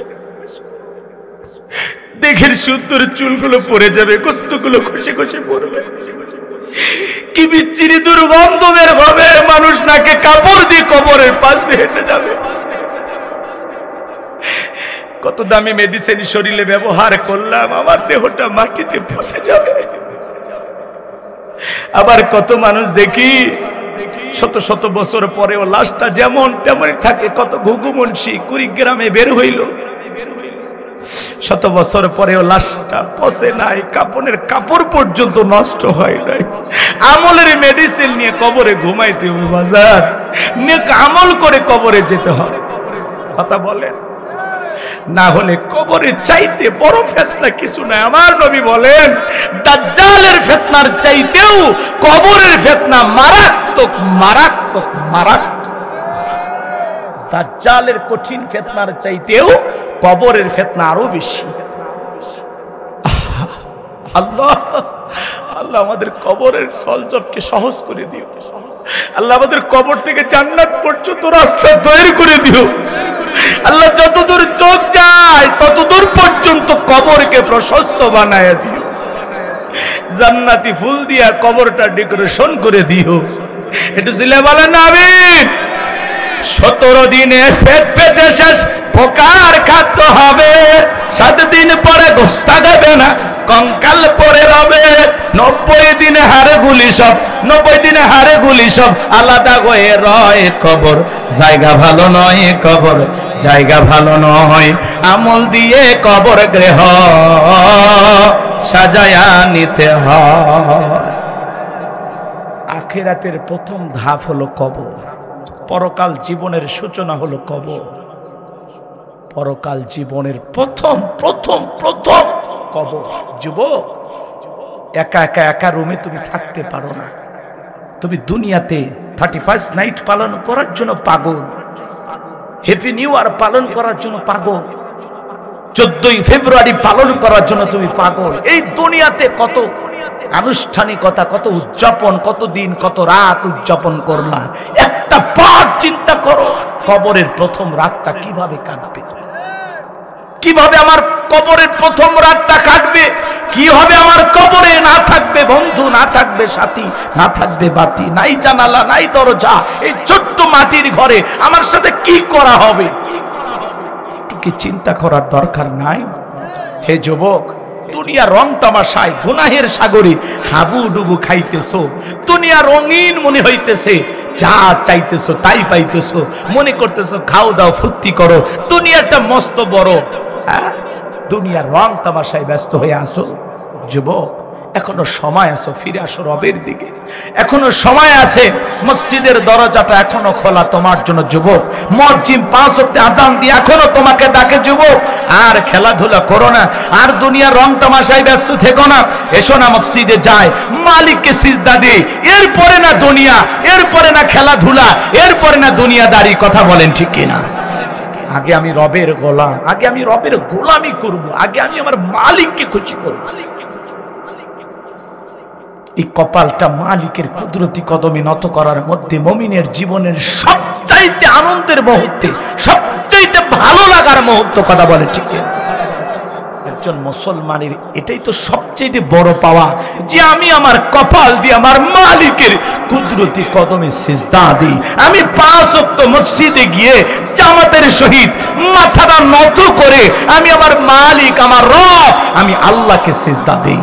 এটা তো মুমিন জীবনের সবচেয়ে বড় পাওয়া, যে আমি আমার এই কপালটা দিয়ে আমার মালিককে সিজদা দিই। এটা তো আমার আনন্দের বিষয়, তৃপ্তির বিষয়, ভালো লাগার বিষয়। আমি এমন এক মালিকের গোলামি করি, আমি সিজদায় গিয়ে মাথাটা নত করে বলি, ও মালিক ভুল করেছি, ও মালিক আমি তওবা করি, ও মালিক ফিরে আসছি তো তোমার কুদরতি কদমে। এই যে মাথাটা নত করলাম, যতক্ষণ না গুনাহ মাফ না করছো ততক্ষণ মাথা তুলবো না, যতক্ষণ আমার অপরাধ ক্ষমা করছো ততক্ষণ পর্যন্ত আমি মসজিদ থেকে বের হব না, সিজদা থেকে মাথা উঠাবো না। কই জীবনে কি এরকম 2-1টা সিজদা দিয়েছেন? দেন নাই। আসুন না ভাই, পরিবর্তন হয়ে যায়। আমলের বিকল্প কিছু নাই। পরকালে তার আমল যত বেশি ভালো, সে তত বেশি ভালো থাকবে। আমলের প্রতিযোগিতা এই দুনিয়ার জমিনে করতে হবে। যত বেশি আমল করা যায়, যত বেশি নেক আমল করা যায়। আমার ভাইয়েরা, যেন আসুন, কোন দিনে নামাজ আল্লাহ কবুল করবে আমরা জানি না, কোন দিনের দোয়াটা আল্লাহ কবুল করবে আমরা জানি না, কোন বছরে রমজানের রোজা আল্লাহ কবুল করবে আমরা তো জানি না। কিন্তু আমরা ইবাদত করতেই থাকবো, ইবাদত করতেই থাকবো। জাতির জীবনের যদি 2 রাকাত নামাজও কবুলের মতো নামাজ হয়, আল্লাহর পছন্দের মতো হয়, বলা যায় না আপনার এই 2 রাকাত নামাজ আপনাকে জান্নাতে নিয়ে যাওয়ার জন্য যথেষ্ট হয়ে যাবে। আসুন আমরা নেক আমল করব। কারা কারা একটু 2 হাত তুলে আল্লাহকে দেখান। আল্লাহ আমাদের সবাইকে নেক আমল করা তৌফিক দান করুন। আল্লাহ আমাদের সবাইকে আপনার পথে ফিরে আসার তৌফিক দান করুন। ও মালিক, সিরাতাল মুস্তাকিমের পথে আমাদেরকে আপনি পরিচালিত করুন। চিল্লায় বলুন আমিন। আর একটু জোরে বলেন আমিন। হাত নামান। আমার দরদের ভাইয়েরা, সবাইকে পৃথিবী ছেড়ে যেতে হবে। আজকে দেখেন 3 বারের প্রধানমন্ত্রী দেশ নেত্রী বেগম খালেদা জিয়া অসুস্থ। সারা দেশের মানুষ দলমত নির্বিশেষে তার জন্য দোয়া করতেছে। মসজিদ থেকে দোয়া হচ্ছে, মাদ্রাসা থেকে দোয়া হচ্ছে, বিভিন্ন দলের নেতা কর্মীরা দোয়া করতেছেন। তিনি শুধু এমন একজন প্রধানমন্ত্রী বেগম খালেদা জিয়া, আপসহীন নেত্রী যাকে বলা হয়, যেই নেত্রী এই বাংলাদেশে পর 3 বার ক্ষমতা এসেছেন, একটি বারের জন্য ইসলামের বিরুদ্ধে একটি আইন এই দেশে পাশ করেনি। কথা বলেন ঠিক কিনা? ইসলামের বিরুদ্ধে কোনো কাজ করেন নাই, কখনো আলেমদেরকে নির্যাতন করেন নাই। বরাবর তিনি ছিলেন ইসলাম প্রিয়, আলেম প্রিয়। ওনার বাড়িতে ডিউটি করা একজন প্রশাসনের দায়িত্বশীল ভাই বলেছেন যে আমি দেখেছি ম্যাডাম নিয়মিত 5 ওয়াক্ত সালাত আদায় করতে। আল্লাহু আকবার। সেই দেশনেত্রী বেগম খালেদা জিয়া মুমূর্ষ অবস্থায় হাসপাতালে ভর্তি, আইসিইউতে ভর্তি হয়ে আছে। আল্লাহর বান্দি, জানি না কতদিন এই পৃথিবীর জমিনে জীবিত থাকবে, কিন্তু আমরা দোয়া করতেছি আল্লাহ যেন তার এই বান্দিকে শেফায়ে কামেলা আজলা দান করেন, সুস্থতার নিয়ামত দিয়ে ধন্য করেন। আল্লাহ যেন তার হায়াত তাকে লম্বা করেন। চিল্লায় বলেন আমিন। এদেশের কল্যাণে যত ভালো কাজ করেছেন আল্লাহর এই বান্দি, আল্লাহ যেন সেই ভালো কাজের ওসিলায় তাকে মাফ করে দেন। একটু চিল্লায় বলেন আমিন। আল্লামা সাইদি হুজুরকে মহব্বত করে বলতেন, হুজুর আমি শহীদ জিয়ার স্ত্রী, আপনি নিশ্চিত থাকতে পারেন আমি বেগম খালেদা জিয়া জীবিত থাকা অবস্থায় এই দেশে ইসলামের বিরুদ্ধে কোনো কিছু করতে দেব না।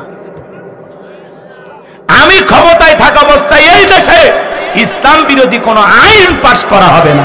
আল্লাহু আকবার। আল্লাহু আকবার। এদেশে ইসলামী বিশ্ববিদ্যালয় করার জন্য সর্বপ্রথম যখন ম্যাডামের কাছে সাইদি হুজুর ফাইল নিয়ে গেছেন, দেরি করেন নাই, মুহূর্তের মধ্যে ফাইলে স্বাক্ষর দিয়ে দিয়েছেন। আল্লাহু আকবার বলেন। এত আলেমদেরকে মহব্বত করতে ভালোবাসতেন। সারা দেশের মানুষ তার জন্য চোখের পানি ছেড়ে দিয়া দোয়া করতেছেন, কান্না করতেছেন। কেমন প্রধানমন্ত্রী ছিলেন, দল মত নির্বিশেষে, কি কওমি, কি আলিয়া, কি মসজিদের হুজুর, কি মাদ্রাসার হুজুর, কি সাধারণ মানুষ, একজন রিকশা চালক পর্যন্ত দোয়া করতেছে। কথা বলেন না কেন? রাস্তার একজন ভিক্ষুক, সেও দোয়া করতেছে যে আল্লাহ সাবেক প্রধানমন্ত্রী বেগম খালেদা জিয়াকে সুস্থতা দান করো, আল্লাহ তার হায়াতকে লম্বা করো, আল্লাহ তাকে সুস্থতার নিয়ামতে ধন্য করো, আল্লাহ তুমি ডাক্তারের ডাক্তার, আল্লাহ তুমি তোমার বান্দিকে সুস্থ করে দাও। চিৎকার মেরে বলুন আমিন। প্রধানমন্ত্রী তো দুইজনই, সেও নারী, এও নারী, কিন্তু একজন নারীর জন্য মানুষ দোয়া করে যে আল্লাহ বেগম খালেদা জিয়া অসুস্থ, সুস্থ করে দেন। আর একজন পালায় গেছে, মানুষ তার ফাঁসি দেখার জন্য অপেক্ষায় বসে আছে। কারোর জন্য দোয়া, কারোর জন্য বড় দোয়া। কথা বলে না কেন? এই দোয়া আসে অন্তর থেকে। ভালো কিছু করবেন। উনি বরাবর যে কয়বার ক্ষমতায় আসছেন কখনো আলেমদের উপরে নির্যাতন করেনি, কোন হুজুরকে ধরে জেলখানায় বন্দী করেনি। কথা বলেন না কেন? উনি যা করেছেন ইসলামের কল্যাণে করেছেন, ভালো কাজ করেছেন। আমরা তার জন্য দোয়া করি। বিশেষ করে এই মুহূর্তে তার কলিজার টুকরা সন্তান জনাব তারেক রহমান, বিএনপির ভারপ্রাপ্ত চেয়ারম্যান, সে ছটফট করতেছে মাকে এক নজর দেখার জন্য, মায়ের কাছে আসার জন্য। আমরা যতটুকু জানতে পারলাম, আমাদের আইন উপদেষ্টা আসিফ নজরুল তিনি বলেছেন যে জনাব তারেক রহমানের দেশে আসতে কোনো আইনি বাধা নাই, সে যখন তখন দেশে আসতে পারে। এবং পররাষ্ট্র উপদেষ্টা তিনি বলেছেন যে উনি যদি চান আমরা একদিনের মধ্যে তাকে দেশে আনার যত ধরনের প্রসেসিং দরকার আমরা সব করব। উনি চাইলে যখন আমাদেরকে কল করবেন যে আমি দেশে আসতে চাই, আমরা তারেক রহমানের দেশে আসার ব্যবস্থা করব। এরপরেও উনি অনেক টেনশনে আসতে পারতেছেন না, তবে আল্লাহর কাছে আমরা দোয়া করতেছি আল্লাহ যেন বেগম খালেদা জিয়াকে সুস্থ করে দেয়। একটু জোরে বলেন আমিন, আর একটু জোরে বলেন আমিন। শোনেন, একজন মমতাময়ী প্রধানমন্ত্রী বেগম খালেদা জিয়া, তার জন্য মানুষ দিল থেকে দোয়া করতেছে, দিল থেকে দোয়া করতেছে। আমার ভাইয়েরা, বিএনপির এক নেতা বক্তব্য দিতে গিয়ে বলতেছে যে আমি যতটুকু আশা করি যে বেগম খালেদা জিয়ার যে জানাজা, সেটা হলো বাংলাদেশের ইতিহাসে সবচেয়ে বড় জানাজার নামাজ হবে, সবচেয়ে বেশি লোক সমাগম হবে। আমরা দোয়া করি তিনি বেঁচে থাক। কথা বলেন। আর বিএনপির এক নেতা বক্তব্য দিতে গিয়ে বলতেছে তার দোয়া মাহফিলে, তার সুস্থতা কামনায় উনি দেখে জানাজা পর্যন্ত পৌঁছে গেছে। আসলে কি এদের কাছে এর চাইতে বেশি কিছু আশা করা যায়? উনি বলতেছেন বেগম খালেদা জিয়া যদি মারা যায় সবচাইতে বড় জানাজা হবে। বাংলাদেশের এমন কোন মাঠ নাই যে মাঠে তার জানাজার নামাজে লোক ধরবে। আপনার আবেগকে আমরা শ্রদ্ধা করি, কিন্তু এই সময় এই আবেগ এটা চলবে না, এটা কোনো নেতার বক্তব্য হতে পারে না। কথা বলে ঠিক কিনা? এজন্য ভাই, আমরা সারা দেশের মানুষ দোয়া করতেছি আল্লাহ যেন ওনাকে সুস্থ রাখেন, ভালো রাখেন। আর আপনি জানাজায় চলে গেছেন, কথা কন নাকি আপনার? এদের মাথায় কিচ্ছু নাই। তো আল্লাহ যেন তার এই বান্দিকে হেফাজত করেন। একটু জোরে বলেন আমিন। সুস্থ করে দেন, জোরে বলেন আমিন। সম্মানিত ভাইরা আমার, আমি যে কথা বলতে চাচ্ছিলাম বাজার, তাহলে নেককার বান্দা যারা কবরের প্রশ্নের উত্তর দিতে পারবে তারা, কথা বলেন ঠিক কিনা? কিন্তু যারা গুনাহগার নাফরমান এরা উত্তর দিতে পারবে না। তাহলে কবরের 1 নাম্বার প্রশ্ন, মার রব্বুকা, তোমার রব কি? রব সম্পর্কে প্রশ্ন আছে না নাই? তাহলে জীবনের সব জায়গায় রব, সব জায়গায় রব। এজন্য আল্লাহ রাব্বুল আলামিন বলেন ইন্নাল্লাযীনা ক্বালু রাব্বুনাল্লাহ, নিশ্চয়ই যারা বলে আমাদের রব আল্লাহ, বলেন তো আমাদের রব কে? এই পৃথিবীর জমিনে অনেক মানুষকে আল্লাহ জিরো থেকে হিরো বানায়, ক্ষমতার চেয়ারে বসায়। এ ভাই, মাহফিল কি শেষ হয়েছে? আচ্ছা, এর আগে যে আপনাদেরকে সময় দিলাম, এরকম অস্থির কে আপনারা? এলা আওয়ামী লীগ করে? ও, বেগম খালেদা জিয়ার দোয়া করছে, দোয়া তো শেষ হয়ে গেছে, এখন তার উঠে লাভ হবে না। এই ছেলে, কই যাবা? জান্নাতের টিকিট কনফার্ম নাকি? আস্তাগফিরুল্লাহ। শোনেন শোনেন, আমি বুঝতে পারছি তো কষ্ট হচ্ছে আপনাদের, যত দ্রুত পারি শেষ করি, দোয়া করি নাকি বলেন? শুনবেন কিছু সময়, কবরের ওয়াজ শুনেও ওঠেন। একটা দেশের প্রধানমন্ত্রীর জন্য দোয়া করলে উঠতেছেন, তাহলে আপনারা কি রাগ করতেছেন যে হুজুর কেন দোয়া করলেন এরকম ভাবতেছেন? আচ্ছা, এটা আপনাদের কাছে ভালো না লাগলে আমাদের কাছে ভালো লাগে, কারণ উনি আলেমদেরকে মহাব্বত করতেন। এই জায়গা থেকে আমরা তার জন্য অন্তর থেকে দোয়া করছি। কথা ক্লিয়ার? কথা বোঝেন না কেন? এজন্য দোয়া করছি। এখন আমি আপনাদের উদ্দেশ্যে কিছু কথা বলতে চাই, যদি আপনাদের অনুমতি পাই বলবো। এই পৃথিবীর জমিনে অনেক মানুষকে আল্লাহ ক্ষমতা দান করছেন, জিরো থেকে হিরো বানাইছেন। কথা কি বুঝাইতে পারলাম? জিরো থেকে হিরো বানাইছে, চাওয়ালা থেকে প্রধানমন্ত্রী বানায় কে? নিঃস্ব অসহায় পৃথিবীতে কেউ বেঁচে নাই, সেই মানুষটাকে প্রধানমন্ত্রী বানায় কি? আল্লাহ। কিন্তু সেই মানুষগুলোই ক্ষমতার দাম্ভিকতায় অহংকারে নিজেকে এমন এক জায়গায় নিয়ে যায়, মনে হয় পৃথিবীতে তার চাইতে বড় আর কেউ নাই। এই পৃথিবীর জমিনে একজনকে আল্লাহ জিরো থেকে হিরো বানাইছিল, এর নাম ছিল কাবুস, বলখিয়া বলা হতো। কিপ্টিদের তরফ থেকে নাম ছিল রামশিস।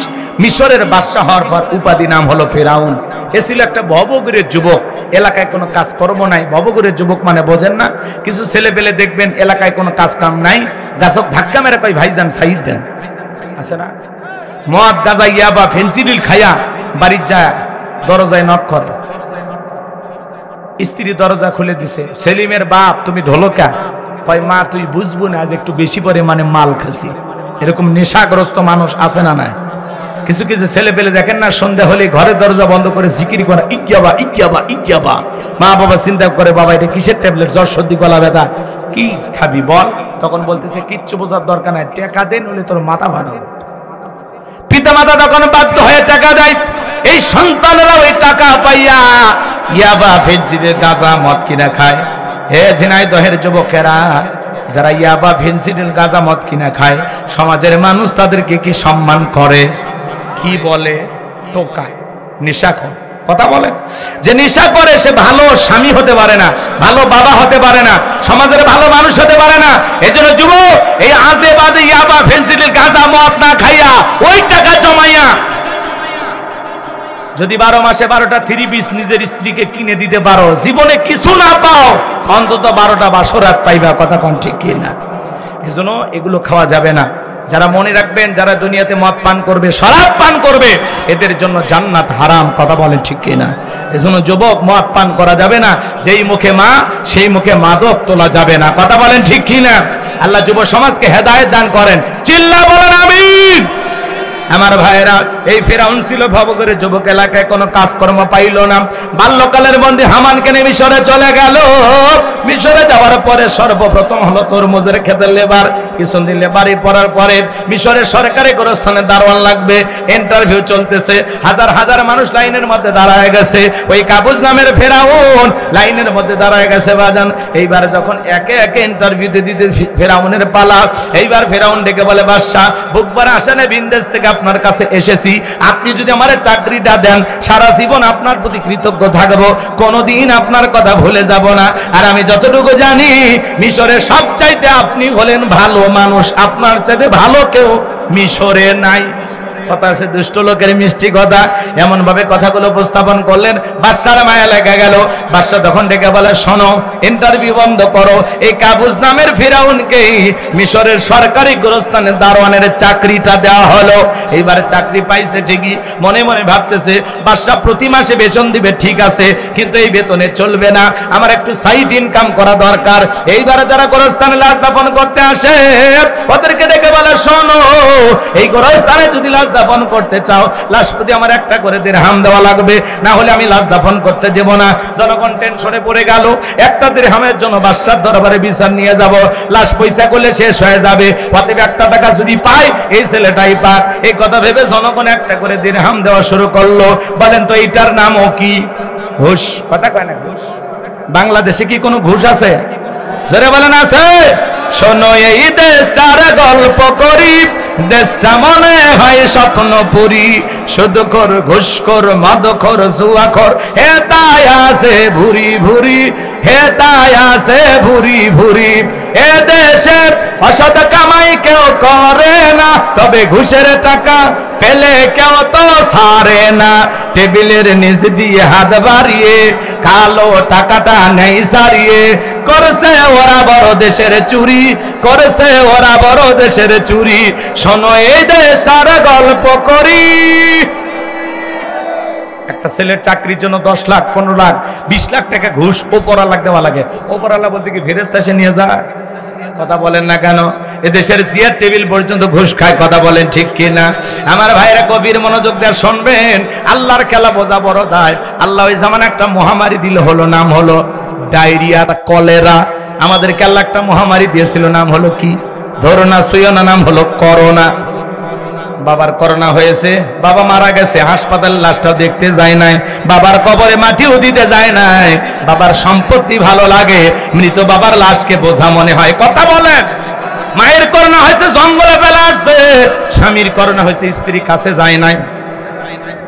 একটা প্লেটে করে খাবার সাজায়া লম্বা একটা বাঁশের লাঠি দিয়া ঠেলা দিয়া স্বামীর ঘরে খাবার ঢোকায়া দিয়েছে, তাও কাছে যায়নি।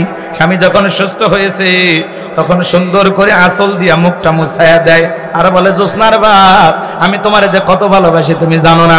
যখন তুমি অসুস্থ ছিলে তখন আমি তোমার জন্য তাহাজ্জুদ পড়ে পড়ে দোয়া করছি, আল্লাহ আমার জোসনার বাপকে তুমি বাঁচায়া রাখো। স্বামী মনে মনে ভাবে, রে বিবি, তুই আমারে যে কত ভালোবাসিস আমার বোঝা হয়ে গেছে।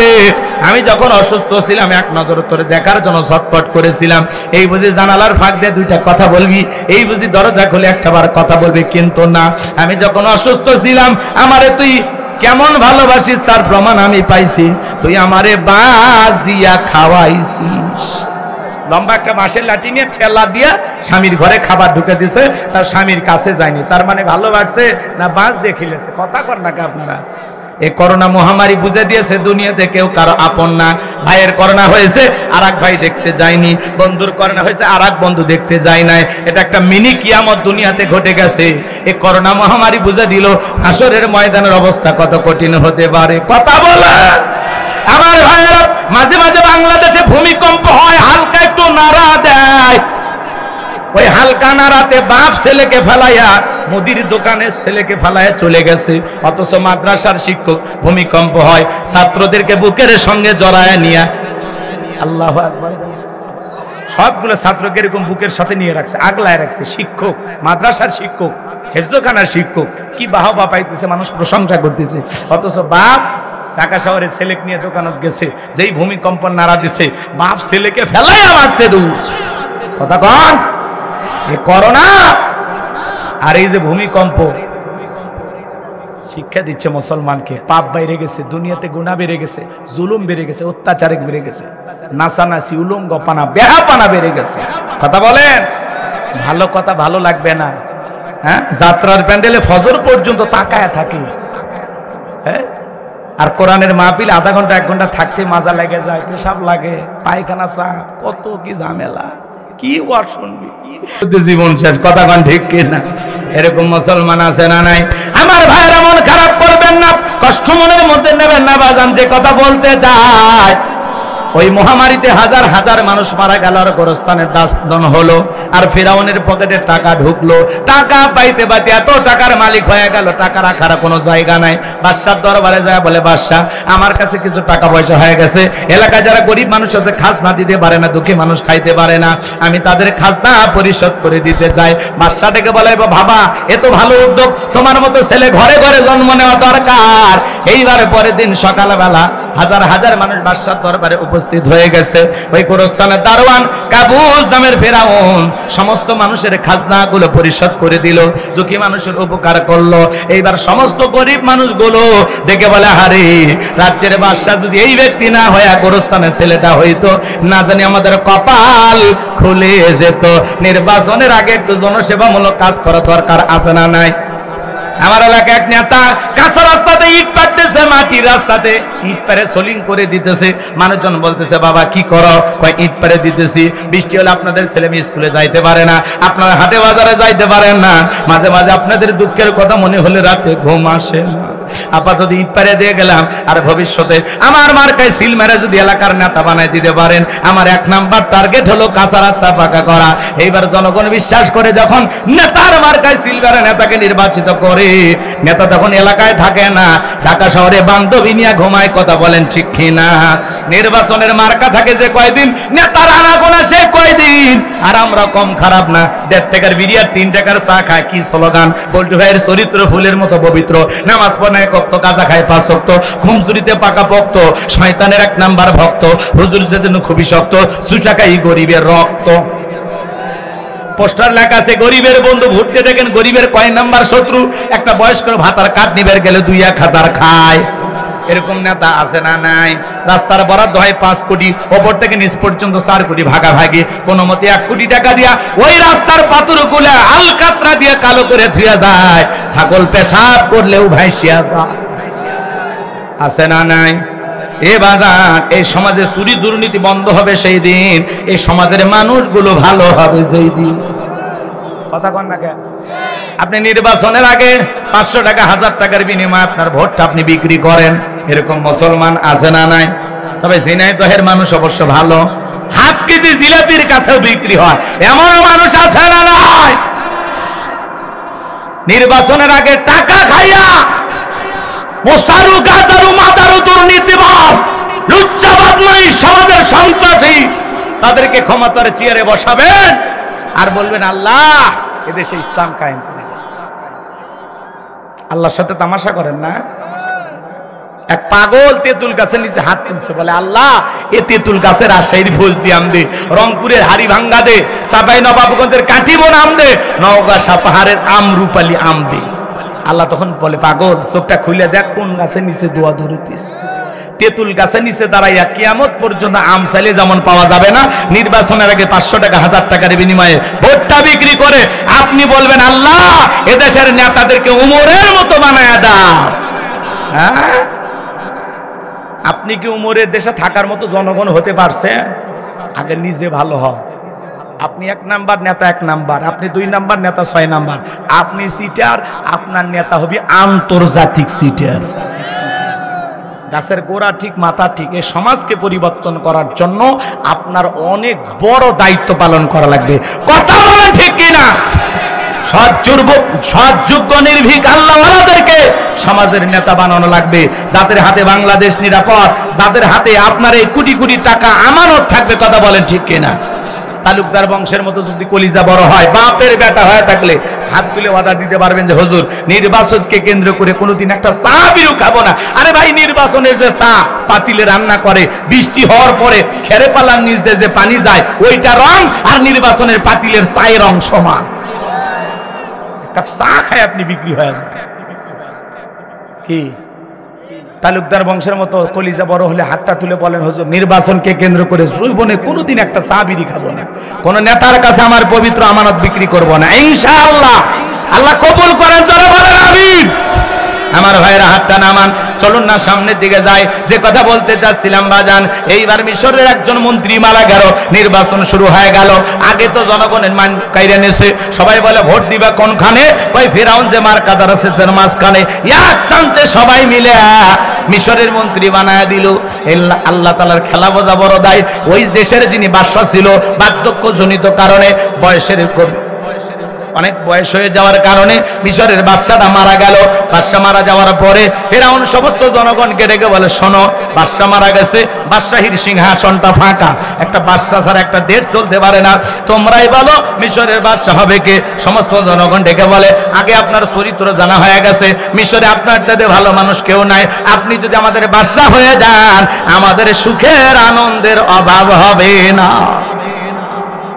জনগণের সমর্থন পাইয়া, নেতাদের সমর্থন পাইয়া এক চান্সে মিশরের বাদশা হয়ে গেল। ক্ষমতার চেয়ারে বসার পরে হামানকে ডেকে বলে টাকো হামান এইদিকে আয়, আজ থেকে তুই হবে মন্ত্রী আর আমি হব মিশরের বাদশা। হামানের মাথায় কোনো চুল ছিল না, সাদে মান নাই, বাম পাল্লট, পুরো মাথা ছিল ভারতের দমদম এয়ারপোর্ট। এ হামানার কারণ মিলে 2 জন মিলে দেশ চালাইতে লাগলো। বাজান গো আমার, এইবার ফেরাউন রাতের বেলায় ঘুমাইতে যায়, চোখের মধ্যে ঘুম আসে না, আজে বাজে স্বপ্ন দেখে লাফায় লাফায় ওঠে। তার দরবারে জ্যোতিষী ছিল 400, এই 400 জ্যোতিষীর লিডারের নাম হলো দবিরা, বয়স হলো 320 বছর। দেখে বলে, দবিরা রে, কেন জানি রাতের বেলায় ঘুমাইতে পারি না, আজে বাজে স্বপ্ন দেখি, কি ঘটনা হয়েছে আমি তো বুঝতে পারতেছি না, আমার একটু তাড়াতাড়ি করে টেনশন মুক্ত করার ব্যবস্থা করে দাও। এইবার দবিরা ডেকে বলে, নেতা টেনশন নেবেন, একটু অপেক্ষা করেন, আমি বিষয়টা ভেবে দেখতেছি। এইবার দবিরা ভাগ্য গবেষণা করে বলে, নেতা যদিও ছিলেন ভবঘুরে যুবক, তরমুজের খেতে লেবার গোরস্থানে দারোয়ান, এরপরে মিশরের মন্ত্রী, বর্তমান রানিং বাদশা, আপনি আঙ্গুল ফুলা কলার গাছ, কিন্তু আপনার ভবিষ্যৎ জীবন বড় অন্ধকার। আগামী 3 মাসের মধ্যে বনি ইসরাইল সম্প্রদায়ের ভিতরে মুসা নামের একটা ছেলে জন্মগ্রহণ করবে, ওই মুসার কারণে রাজত্ব পাওয়ার ক্ষমতা থাকবে না, এমনকি নেতা আপনার জীবন যাওয়ার সম্ভাবনাও দেখা যায়। এই কথা শোনার পরে ফিরাউনের মাথা ঠান্ডা না গরম? খালি গরম মানে কাট করে ভরাইছিলাম, কই আসলাম কই, না জানে ভবিষ্যতে আরো কত কিছু হয়। যদি বলতো মুসা আসবে, খানকা বানাবে, বসে বসে জিকিরি করবে, তাহলে মাথা গরম করতো না। আজ পৃথিবীর জমিনে তাকায় দেখবেন, যারা খানকায় বসে হু হু করে, লাফালাফি করে, জিকিরের নামে কাপড় খোলাখুলি করে, রং তামাশা করে, জিকিরের নামে শিকল বেঁধে ঘোরাফেরা করে, সালা বাবা, সালা বাবা, লাউ বাবা, কাদু বাবা, বাউল বাবা, কত উল্টা পাল্টা বাবা বের হয়েছে, আছে না নাই ভণ্ড। আবুল সরকার, আর জিব্বা কাটা দরকার, আল্লাহকে কটাক্ষ করে আজে বাজে কথাই বলে, আল্লাহর কথার আগা নাই মাথা নেই, নাউজুবিল্লাহ কোন। আল্লাহর কথা বোঝার মতো তোর মাথা কেমনে থাকবে? সারাদিন খাস গাঁজা, হয়ে যাস তোরা এদেশের রাজা, কথা কন। গাঁজা খাইয়া নেশার ঘরে বিভোর থাকে, এরা কি আল্লাহর কথা বোঝার ক্ষমতা রাখে? এই জন্য এই আউল ফাউল বাবুল আবুল হোসেন সরকার, এর জিব্বা কাটা দরকার, কথা কন ঠিক কিনা? এরা চূড়ান্ত বেয়াদব।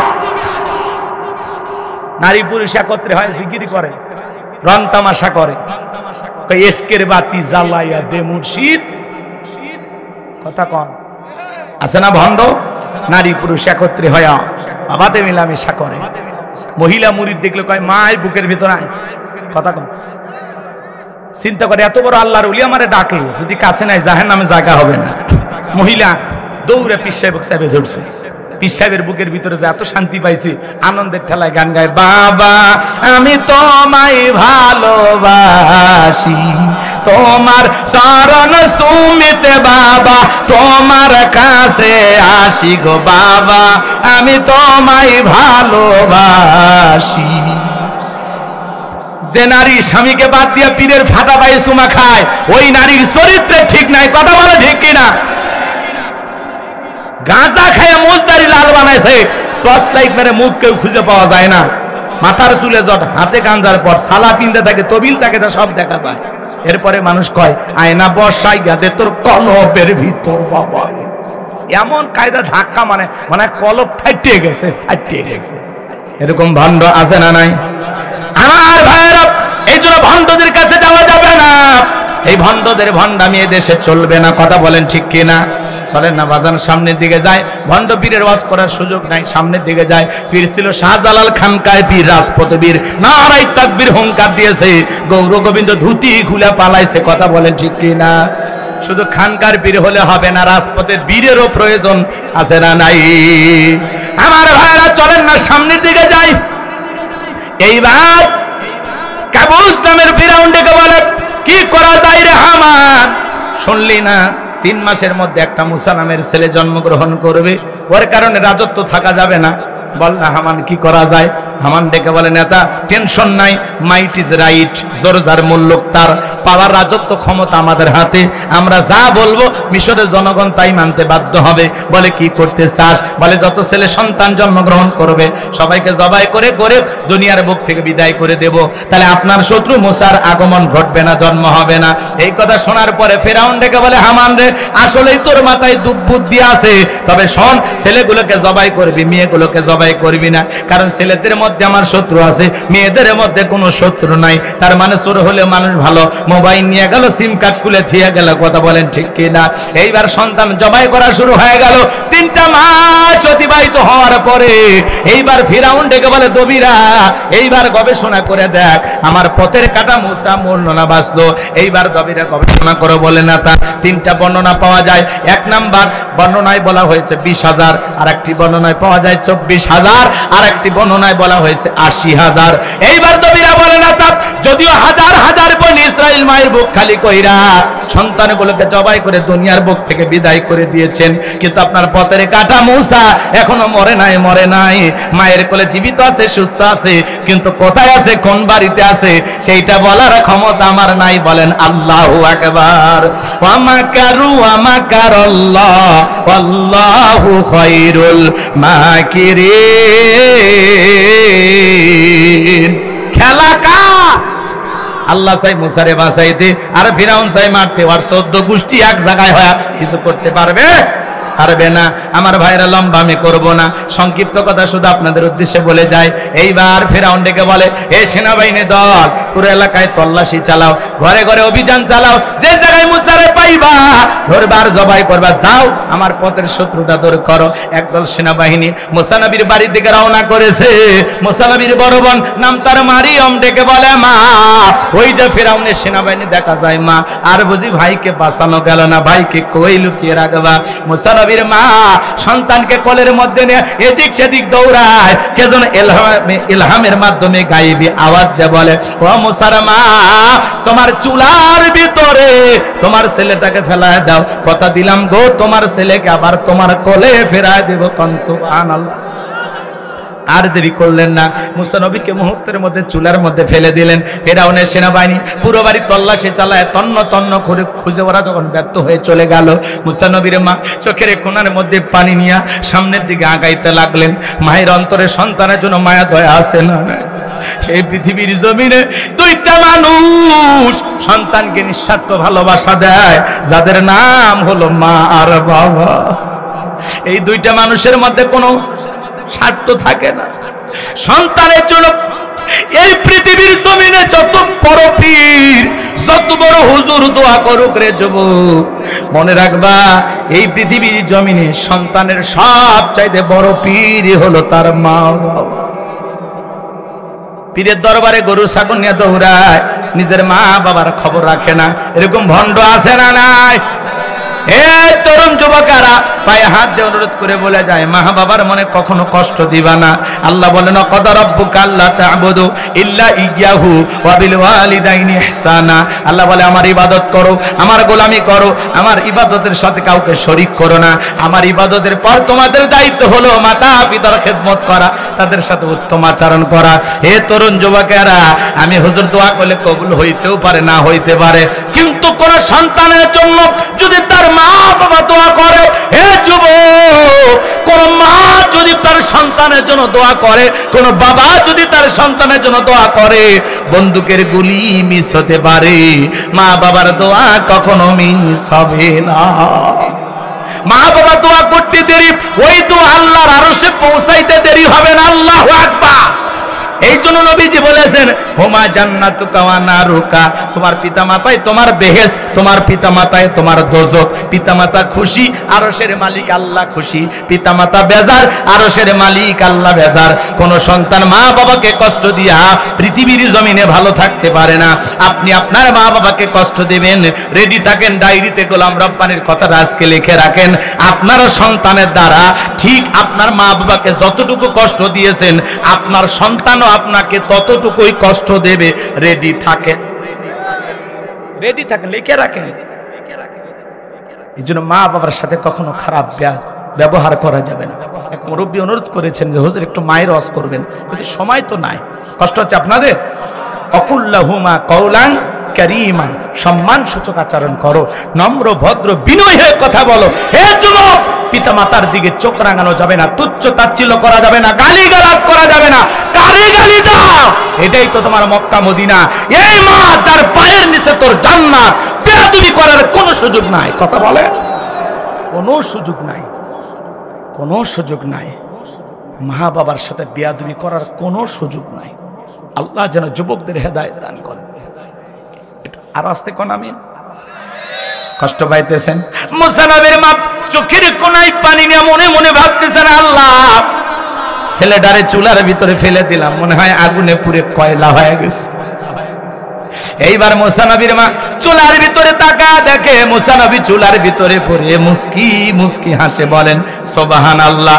সন্তানটাকে কোলের মধ্যে নিলেন, আবারও কে যেন গাইবি আওয়াজ দেয়, বলে মুসার মা কতদিন জালেমদের ভয় লুকিয়ে রাখবা, সিন্ধুক একটা বানায়া দরিয়ার বুকে ভাসায় দাও, কথা দিলাম গো তোমার ছেলেকে আবার তোমার কোলে ফেরায় দিব।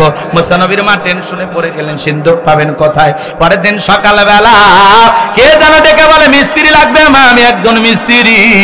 মুসা নবীর মা ডেকে বলে মিস্ত্রির দিকে আসো। এমন করে কোনোদিন তো কেউ ডাকলো না, তুমি কিসের মিস্ত্রি, কি বানায় দেবারো? মিস্ত্রি ডেকে বলে মা আপনি যদি মনে করেন এমন একটা সিন্ধুক আপনার দরকার, সেই সিন্ধুকের ভিতরে আপনার সন্তানকে তুলে দরিয়ার বুকে ভাসায় দিবেন, আপনি চাইলে এরকম সিন্ধুক আমি বানায় দিতে পারি। মুসা নবীর মা ডেকে বলে মিস্ত্রি তুমি তো আমার মনের কথা বলেছো, এরকম একটা সিন্ধুকে তোমার দরকার। মিস্ত্রি বলে মা ভিতরে একটু পানি নিয়ে আসেন, যন্ত্রপাতি আছে ধার দেওয়ার জন্য পানির প্রয়োজন হতে পারে। মুসা নবীর মা ভিতর থেকে পানি নিয়ে এসে দেখে মিস্ত্রি সুন্দর একটা সিন্ধুক বানায়া দাঁড়িয়ে আছে। এইবার সিন্ধুকটা হাতের মধ্যে দেয়, মিস্ত্রি শুধু দৌড়ায়, পেছন থেকে ডেকে বলে মিস্ত্রি লোহার পয়সা কিনিবা না, কাঠের পয়সা কিনিবা না, তোমার পারিশ্রমিকের দামটা কিনিবা না। মিস্ত্রি ডেকে বলে মা যারা বিপদে পড়ে আমি তাদের উপকার করি, বিনিময়ে টাকা পয়সা গ্রহণ করি না। মুসা নবীর মা ডেকে বলে মিস্ত্রি এত বড় বিপদের দিনে এত বড় উপকার করলাম, লোহার পয়সাও নিলা না, কাঠের পয়সাও নিলা না, পারিশ্রমিকের দামটাও নিলা না, অন্তত তোমার নামটা বলে যাও, মাঝে মাঝে তোমার কথা মনে হলে আল্লাহর কাছে আমি তোমার জন্য দোয়া করব।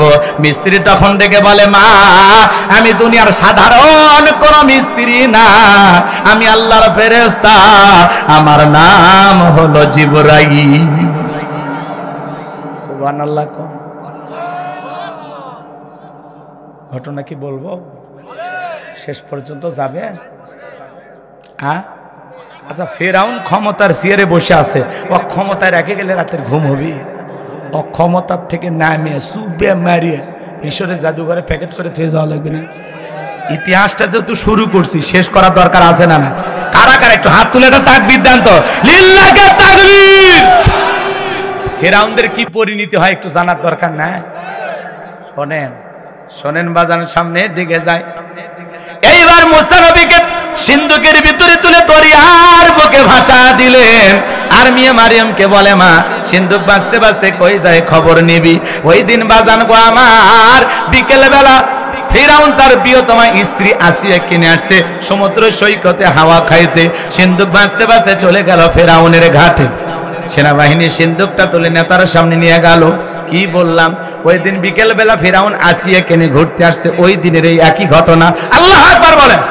ফিরাউন কাফির হওয়ার পরে মাঝে মাঝে বউ কেনে ঘোরাফেরা করতেন। আপনাদের একটু ঘোরাফেরা করার দরকার আছে না নাই? মাঝে মাঝে চাচি কিনে ঘুরতে যাবেন, চাচা ভাবি কিনে ঘুরতে যাবেন ভাই, ইসলামে আপত্তি নাই।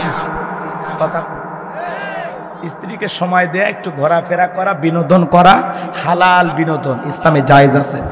আপনার বিবি কিনা আপনি কক্সবাজার চলে যাবেন, কোনো সমস্যা নেই। কথা কয় না, কথা কয় না গো। তাহলে বউকে নিয়ে কক্সবাজার যাবেন, বোরকা পরায় পর্দা করায়, ফরজ পর্দা নাই নিয়ে কথা কয়। আমি কি বলছি যে কক্সবাজার যায় স্বামী স্ত্রী মিলে হাফ প্যান্ট পরে গোসল করে? তাহলে গুনাহ হবে।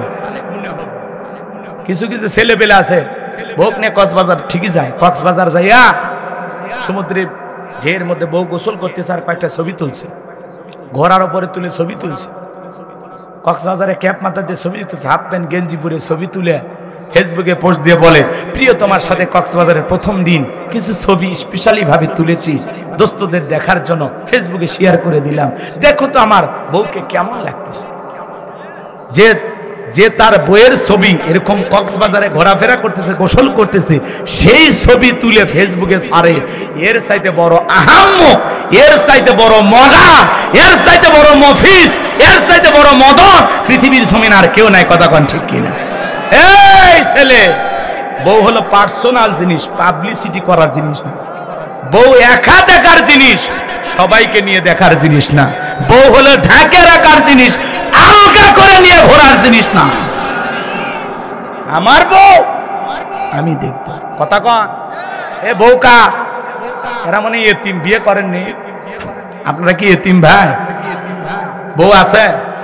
তাহলে আপনার বউকে অন্য মানুষকে দেখাইতেছেন ফেসবুকে ছবি ছাড়া, কি জায়েজ আছে? বউ হলো পার্সোনাল জিনিস, পাবলিসিটি করার জিনিস না। বউ একান্তই আমার, আমার বউ শুধু আমার, কথা কন।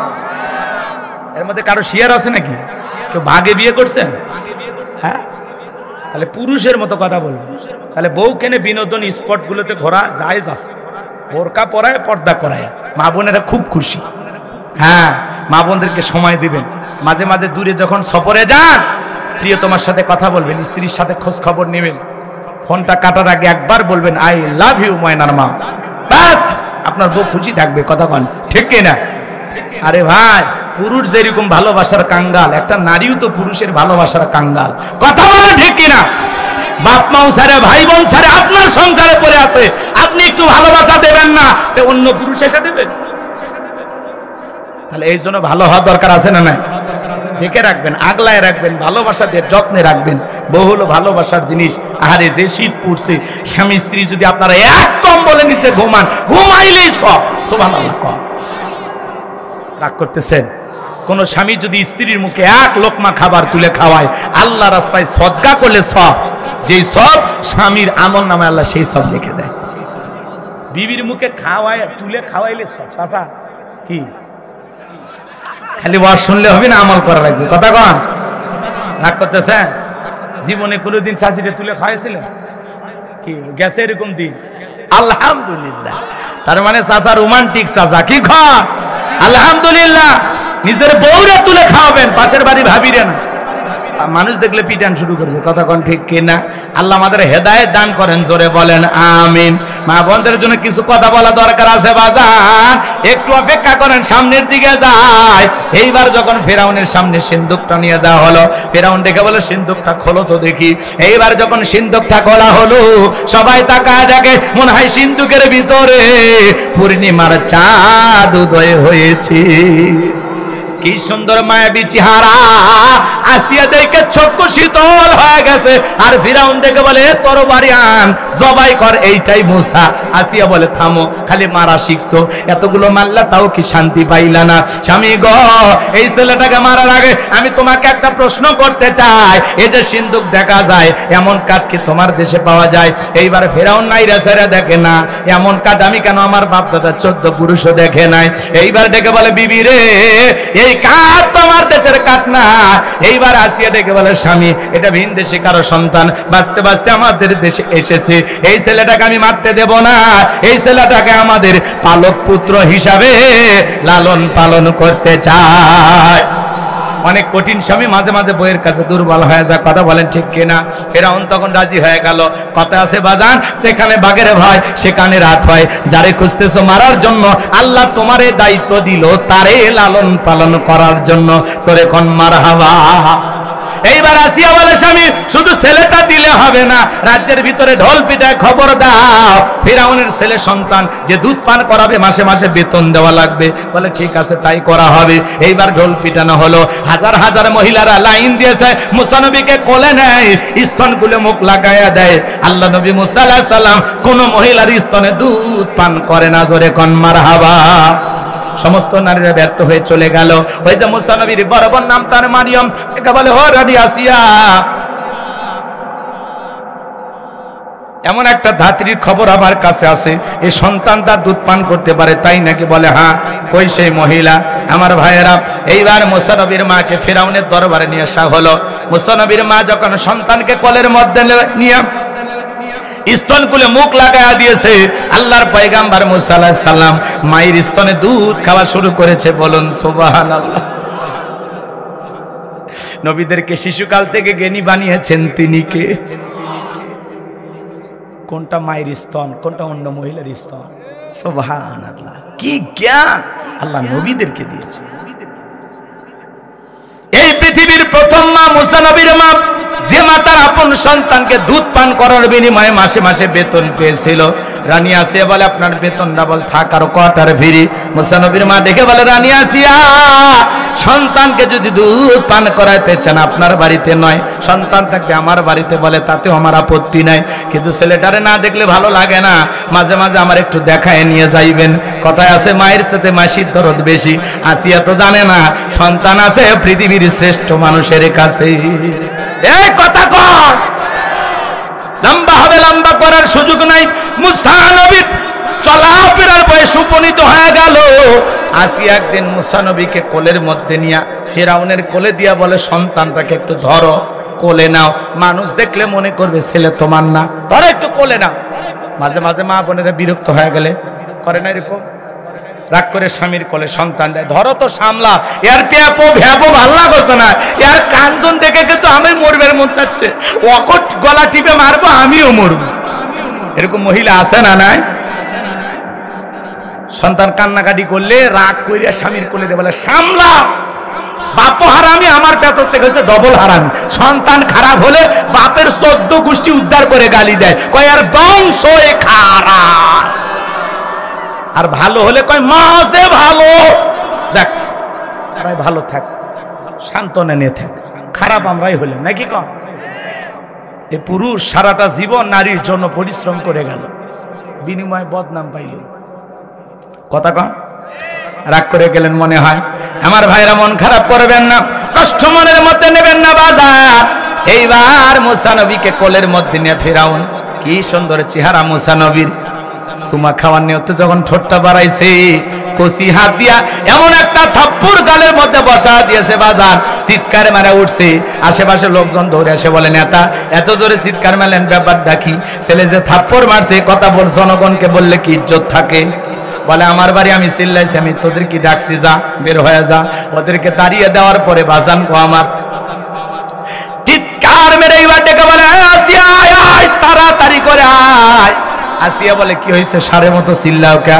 কই চিল্লাবো না, এর চোখে মুখে যে আগুন দেখছি রে আসিয়া, এ মুসা সারা কেউ না, তোরে বাড়ি আন, পথের শত্রুটা দূর করি, মুসারে আমি জবাই করি। আসিয়া ডেকে বলে এই সন্তান তোমারে কি করছে? বলে ছেলে আমার গালে থাপ্পড় মারছে। আসিয়া বলে ঢং করা জায়গা পাও না, এই ছোট মানুষ কোনোদিন গালে থাপ্পড় মারতে পারে? ফেরাউন ডেকে বলে বিবি রে তোরে কেমনে বুঝাবো, গাল তো তোর ছিল না, গাল ছিল আমার, মজা কি আমি টের পাইছি, এর থাপ্পড়ে ওজন বুঝা দেয় এই ছেলেটাই ভবিষ্যতে মুসা হবে। আল্লাহু আকবার। এখানে আরো কিছু ঘটনা আছে, বলার সুযোগ নাই। মুসা নবীর বয়স হয়ে গেছে 25 বছর। কয় বছর? 25 বছর। তাকায় দেখেন কিপ্টের বনি ইসরাইলের মধ্যে লাগছে ঝগড়া। মুসা আলাইহিস সালাম নিজ সম্প্রদায়ের লোকের পক্ষ নিয়ে বলতেছে এ কিপ্টি, সব জায়গায় ফেরাউনের গরম দেখাস। এই কথা বলে মুসা নবী মারছে এক ঘুষি, এক ঘুষিতে কিপ্টি দুনিয়া থেকে ডিলিট। ইন্না লিল্লাহি ওয়া ইন্না ইলাইহি রাজিউন। কিপ্টি মারা গেছে, ফেরাউনের দরবারে মার্ডারের মামলা হয়ে গেছে। আল্লাহ ডেকে বলে পয়গম্বর আর থাকা যাবে না, মাদাইনের দিকে রওনা করো। আল্লাহ নবী মুসা আলাইহিস সালাম আল্লাহর আদেশ পাইয়া এইবার মাদাইনে চলে গেলেন। সেখানে পানি খাওয়ানোর একটা ঘটনা আছে, নাইবা বললাম শুআয়ব আলাইহিস সালামের দুইটা মেয়ের সাথে দেখা হয়ে গেল। তাদের সঙ্গেই আল্লাহর পয়গম্বর আরেকজন পয়গম্বরের বাড়িতে গেলেন। সেই পয়গম্বরের নাম শুআয়ব আলাইহিস সালাম। সুবহানাল্লাহ। তেনার অনেক বয়স হয়ে গেছে, চলতে ফিরতে কষ্ট হয়। এইবার মেয়ে দুটো যায় বলে আব্বা আমাদের বাড়িতে একটা পুরুষ মানুষ দরকার, কাজের লোক দরকার। আমরা মেয়ে মানুষ পানি খাওয়ানোর জন্য যাই, অনেক কষ্ট হয় আমাদের জন্য। উর্দুম বা ছাগলকে পানি পানাইতে গিয়ে, পানি খাওয়াইতে গিয়ে কষ্ট হয়। এই ছেলেটা এত ভদ্র, আমরা দুইটা বোন কয়েকটা ঘন্টা কাটাইলাম, একবারের জন্য আমাদের চেহারার দিকে চোখ তুলে তাকায়নি। আল্লাহু আকবার বলে আব্বা এই ছেলেটাকে আপনি আমাদের বাড়িতে রাখতে পারেন। এইবার শুআয়ব আলাইহিস সালাম মুসা আলাইহিস সালামকে রাখাল হিসেবে তার বাড়িতে রাখলেন। নবী হয়ে কি এখন মোবাইলে চ্যাটিং কইরা কাটায় সারাক্ষণ। এই মোবাইল পাইয়া দেখো মদনের মাইয়া, এই মোবাইল পাইয়া দেখো রমজানের মাইয়া, কি কাণ্ড ঘটাইছে, স্বামী সংসার রাইখা নাকি পলাইয়া গেছে, স্বামী সন্তান রাইখা নাকি পালাইয়া গেছে। কথা বলে দুই বাচ্চার মা, চার বাচ্চার মা পরকীয়া প্রেম করে আরেকটা ছেলের হাত ধরে পালিয়ে যায়। যে নারী স্বামী রেখে সন্তান রেখে আরেকটা পরপুরুষের হাত ধরে পালিয়ে যায়, ওটা নারী জাতির কলঙ্ক, পাষাণী ডাইনি ছলনাময়ী বিশ্বাস বিশ্বাসঘাতক নারী, রাক্ষসী মহিলা, ও পুরো নাজির নারী জাতির কোন। কেমনে পারলাম মা স্বামী রেখে সন্তান রেখে আর একটা পরপুরুষকে তোর কেমনে ভালো লাগে? এই পরকালের ভয় নাই, সন্তানের মায়া নাই, স্বামীর 12-14 বছরের ভালোবাসা কোনো দাম নাই, একটা পরপুরুষকে দেখে তোর ভালো লাগে? কথা বলেন না কেন?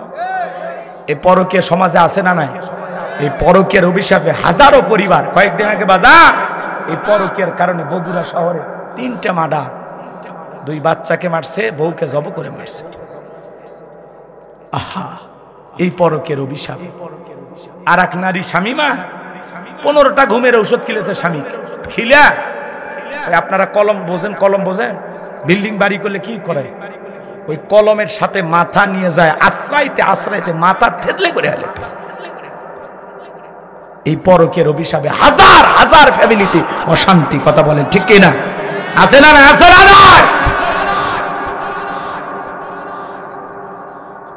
পুলিশদের শাসন করে বন্ধ হবে? এদেশে এই জিনা ব্যভিচার বন্ধ করতে হলে লাগবে আল্লাহর আইন। কথা বলেন ঠিক কিনা? আল্লাহর আইন দিয়ে একজন জিনাকারী নারী পুরুষের বিচার যদি করা হতো, বাংলাদেশে ইফতিজিং, জিনা ব্যভিচার, পরকীয়া কমে যেত। কথা বলেন ঠিক কিনা? আল্লাহর আইন দিয়ে চুরি বন্ধ করতে হবে, আল্লাহর আইন দিয়ে ধর্ষণ বন্ধ করতে হবে। এই জমিনে আল্লাহর আইন চালু হবে না যতদিন শান্তি প্রতিষ্ঠিত হবে না ততদিন। কথা বলেন ঠিক কিনা? মানুষের তৈরি করা তন্ত্র মন্ত্র দেয়া শান্তি প্রতিষ্ঠিত হবে না, ডক্টর কামালের তৈরি করা সংবিধান দেয়া শান্তি প্রতিষ্ঠিত হবে না। আল্লাহর এই জমিনে যতদিন পর্যন্ত কোরআনের সমাজ ব্যবস্থা কায়েম না হয়েছে ততদিন পর্যন্ত শান্তি প্রতিষ্ঠিত হবে না। এই জমিনে আল্লাহর আইন চালু হোক। কারা কারা চান তুলে দেখান। লিল্লাহি তাকবীর। আপনার ভাই কয়েকটা মিনিট কষ্ট হচ্ছে আপনাদের? ফেরাউনের ফাইনাল খেলা খেলে যাবেন না? এই তো চলে গেছি, কষ্ট হচ্ছে আপনাদের? যে বাস্তবতার আলোকে 2-1টা কথা বললাম বাজান। তাহলে এই মোবাইলের অভিশাপে হাজারো পরিবার ধ্বংস। কথা বলেন। আর এই বাচ্চাদের হাতে ফোন দিয়েছেন, আর একটা হলো নেশা, টিকটক ভিডিও। কথা বলেন। একটা ভাইরাল কন্টেন্ট ক্রিয়েটার হাসি ফানি ভিডিও বানায়, নাম হলো আলামিন, বাড়ি হলো ময়মনসিংহে। ও আগুন দিয়ে পেট্রোল ঢেলে শীতের গোসলের যা ভিডিও করতেছে, আগুনের মধ্যে নিজেই 40% পুড়ে গেছে। সব জায়গায় কি ফানি ভিডিও করতে হয়? হ্যাঁ, কেউ 2 তলার থেকে ফানি ভিডিও করবে, যা লাভ দিয়ে ঠ্যাং ভেঙে ফেলে দেয়। কেউ ছাদের ওপর সেলফি তুলে যা ছাদের থেকে পড়ে রড ভিতরে ঢুকে মারা যায়। কথা বলেন। কয়েকদিন আগে ছাদের মধ্যে নাচানাচি করতেছে 2 মহিলা, ছাদত পাশে যে বিদ্যুতের তার আছে আর দেখেনি, ও তো নিজে একটা কারেন্ট, আর একটা কারেন্টের সাথে কথা কোন লেগে গেছে। আর কারেন্ট যখন বলতেছে দোস্ত যখন আসছিস ছেড়ে দিয়ে লাভটা কি? একেবারে জম্মের ধরা ধরছে। ওই তরুণী যে কিছুক্ষণ আগে নাচলো, লাফালাফি করলো, সেই নারী বিদ্যুতের পৃষ্ঠ হইয়া, আহার বিদ্যুৎ পৃষ্ঠ হইয়া ওই জায়গায় পুরে পুরে তার হাত পা গুলো খন্ড খন্ড হয়ে পড়ে গেল। নাউজুবিল্লাহ বলে। টিকটকের নেশা মানুষকে কই নিয়ে গেছে? কথা বলেন ঠিক কিনা? আগুন দিয়ে ফানি টিকটক ভিডিও বানা যায়, আলামিনের 12টা বেজে গেছে। কথা কন, কথা কন। ওদেশে টিকটক আসিয়া সব গেল ভাসিয়া, সিদ্দিক সোরা নায়ক হইছে আইডি খুলিয়া, হিরো আলম নায়ক হইছে আইডি খুলিয়া। এই মোবাইলে হাই কি জাদু আছে ভাই, পোলা পান বুঝাছে, পড়ালেখা তুইলা রাখছে সপ্তম আকাশে। এখন আর পড়াশোনা ভালো লাগে না, মন বসে না পড়ার টেবিলে, গান বাজনানের যুবকেরা ব্যস্ত। আল্লাহ যুবক যুবতীদের হেদায়েত দান করেন, জোরে বলেন আমিন। এই জন্য মা বাবা হিসেবে আপনাদের দায়িত্ব, ছেলে মেয়ের হাতে বিবাহের আগে কোন টাচ ফোন কিনে দেবেন। কথা কয় না, টাচ ফোন দেওয়া যাবে না, ছেলে মেয়ের হাতে দেবেন না বাজার। দিলেন মানে নিজের হাতে ছেলে মেয়েকে পাপ করা লাইসেন্স দিলেন। কথা কন। ওই একা একা কম্বলের ভিতরে ল্যাপের ভিতরে ঢুকে ঘরের দরজা জানালা লাগায় দেয়া সেই ভিডিও। কথা কন। আপনি যখন জানালা যা বলবেন এ রুবেলে ভিতরে কি হয় রে, তখন বলে বাংলাদেশের স্বাধীনতার যুদ্ধ হয়েছে 1971 সালে, পড়ার ভান করবে। আপনি চলে আসবেন আবার ভিডিও দিবেন। এই জন্য ছেলে মেয়ের হাতে টাচ মোবাইল দেওয়া যাবে না। আর যুবক, বিয়ের আগে কোনো ধরনের অবৈধ প্রেম ভালোবাসা করা যাবে না। তোমার যত ভালোবাসা সব তোমার হালাল স্ত্রীর জন্য। কথা বলেন। এক হাতে তালি বাজে না। পরকীয়ার জন্য নারী যেমন দায়ী, পুরুষও সমান দায়ী। আল্লাহ যুব সমাজকে হেদায়েত দান করে। এটা জোরে কোন আমি। আমার ভাইরা চলেন না সামনের দিকে যাই। এইবার মুসা নবীর কথা শোনার পরে আল্লাহ রাব্বুল আলামিন ডেকে বলেন ক্বালা আলকিহা ইয়া মুসা। আল্লাহ ডেকে বলে পয়গম্বর তোমার হাতের লাঠিটা এবার নিক্ষেপ করো। মুসা আলাইহিস সালামকে আল্লাহ তাআলা অর্ডার দিলেন। এরপরে আমার আল্লাহ বলেন ফাআলকাহা ফাইযা হিয়া হাইয়াতুন তাসআ। হাতের লাঠিটা নিক্ষেপ করে মাত্রই হয়ে গেল বিশাল বড় একটা সাপ। মুসা নবী বলে বাপ রে বাপ, এই যে জাতের সাপ আমার বংশ করে দিবে সাপ। এই কথা ভেবে মুসা আলাইহিস সালাম দৌড়াইতে লাগলেন। তখন আল্লাহ তাআলা ডেকে বলেন ক্বালা খুযহা ওয়ালা তাখাফ সানুঈদুহা সিরাতাহাল উলা। আল্লাহু আকবার। ডেকে বলে পয়গম্বর ভয় পেও না, আমি আল্লাহ লাঠিকে সাপ বানাইছি, আবার সাপের দিকে হাত বাড়াও পূর্বের মতো লাঠি বানায় দিব। বলুন সুবহানাল্লাহ। এইবার যখন মুসা আলাইহিস সালাম ভয়ে ভয়ে ধরতে গেছে, আবারও সাপটাকে লাঠি বানাইলেন। তিনি কে? এর নাম হলো মুজিজা। এ চাচা, ও চাচা, এ যুবকে বসনে 10-15 মিনিট সময় নাই, 15 মিনিটের মধ্যে আমরা শেষ করে দিচ্ছি। এদের কিছুক্ষণ পরে সেমিফাইনাল, এরপরে ফাইনাল। অস্থির হয়েন না বাজান, এত অস্থির হয়েন না। একটু তাকবীর দেন, লিল্লাহে তাকবীর। বসেন, একটু মোনাজাত দিতে দেবেন না? মুসাফির মানুষ এত দূর থেকে আসছে, একটু দোয়া করে যায় নাকি বলেন? গভীর মনোযোগ দিয়ে কথাগুলো শুনে যান বাজান। এইবার আল্লাহ রাব্বুল আলামিন পয়গম্বর মুসা আলাইহিস সালামকে ডেকে বলেন ওয়াদহুম ইয়াদাকা ইলা জানাহিকা তাখরুজ বাইদা আমিন গায়রি সুইন আয়াতান উখরা লিনুরিয়াকা মিন আয়াতিনাল কুবরা।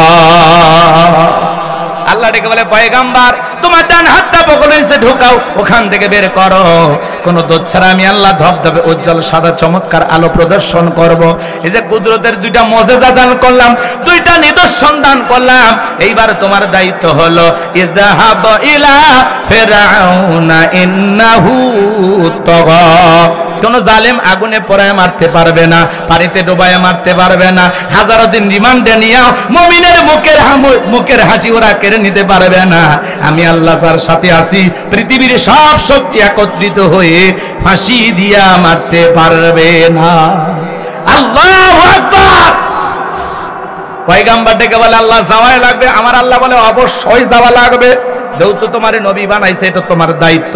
পয়গম্বর ডেকে বলে আল্লাহ আমার অন্তরে দূর দূর ভাব হয়, আপনার কাছে একটু দোয়া করি। পয়গম্বর দোয়া করা শুরু করলেন। ক্বালা রাব্বিশরাহ লি সাদরি ওয়া ইয়াসসির লি আমরি ওয়াহলুল উকদাতাম মিন লিসানি ইয়াফকাহু কওলি ওয়াজআল লি ওয়াজিরাম মিন আহলি হারুন আখি। আর আস্তে কোন আল্লাহু আকবার। আল্লাহ ডেকে বলেন পয়গম্বর মুসা আলাইহিস সালাম তখন দোয়া করে বলেন আল্লাহ হে আমার রব, আমার বক্ষকে প্রশস্ত করে দাও, আমার কাজকে সহজ করে দাও, আমার জিহ্বার জড়তাকে দূর করে দাও, যাতে সহজে মানুষ আমার কথা বুঝতে পারে। আর আমার পরিবারের মধ্য থেকে আমার ভাই হারুনকে আপনি নবুয়ত দান করুন। বলুন আল্লাহু আকবার। পয়গম্বর মুসা আলাইহিস সালাম যখন দোয়া করলেন, আল্লাহ বলে ও নবী মুসা দোয়া মঞ্জুর করা হলো, তোমার ভাই হারুনকেও আমি আল্লাহ তোমার দোয়ার কারণে নবী বানায়া দিলাম। এইবার মুসা আলাইহিস সালাম তার ভাই হারুন আলাইহিস সালামকে সঙ্গে নিয়ে ফিরআউনের দরবারে চলে গেলেন। আল্লাহ তাআলা সেই কথা জানায় দিলেন ওয়াকালা মুসা ইয়া ফিরআউনু ইন্নী রাসূলুম মির রাব্বিল আলামিন। মুসা আলাইহিস সালাম ডেকে বলেন হে ফিরআউন, আমি বিশ্বের রবের পাঠানো একজন রাসূল। আল্লাহু আকবার।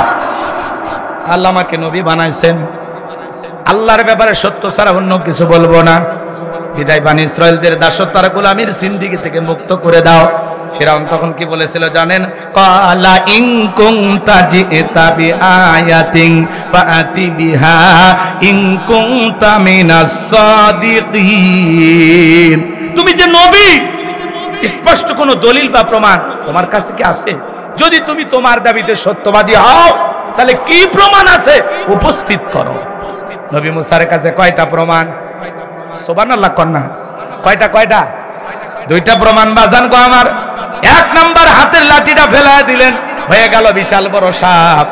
আর বগলের নিচে থেকে হাত বের করলেন, হয়ে গেল ধবধবে সাদা, চমৎকার উজ্জ্বল। এমন দৃশ্য দেখার পরে ফিরাউনের এমপি মন্ত্রীরা কি বলেছিল জানেন? আল্লাহ সেই কথা জানায় দিলেন, ক্বালাল মালাউ মিন কওমি ফিরআউনা ইন্না হাযা লাসাহিরুন আলীম। ফিরাউনের এমপি মন্ত্রী ডেকে বলে, এই ছেলেটা মস্ত বড় জাদুকর, ও জাদুর খেলা দেখে আমাদেরকে পরাজিত করতে চায়।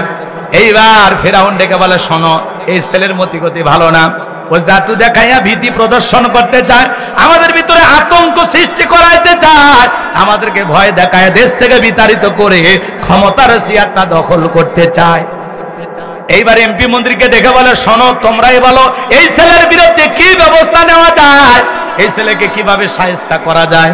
এমপি মন্ত্রীরা বলেন, শোনেন, এত ঘাবড়ানোর প্রয়োজন নাই, আপাতত এই দুইটা ছেলেকে ছেড়ে দেন, নির্দিষ্ট একটা দিন তাদেরকে বলে দেন, সেই দিন সেমিফাইনাল খেলা হবে।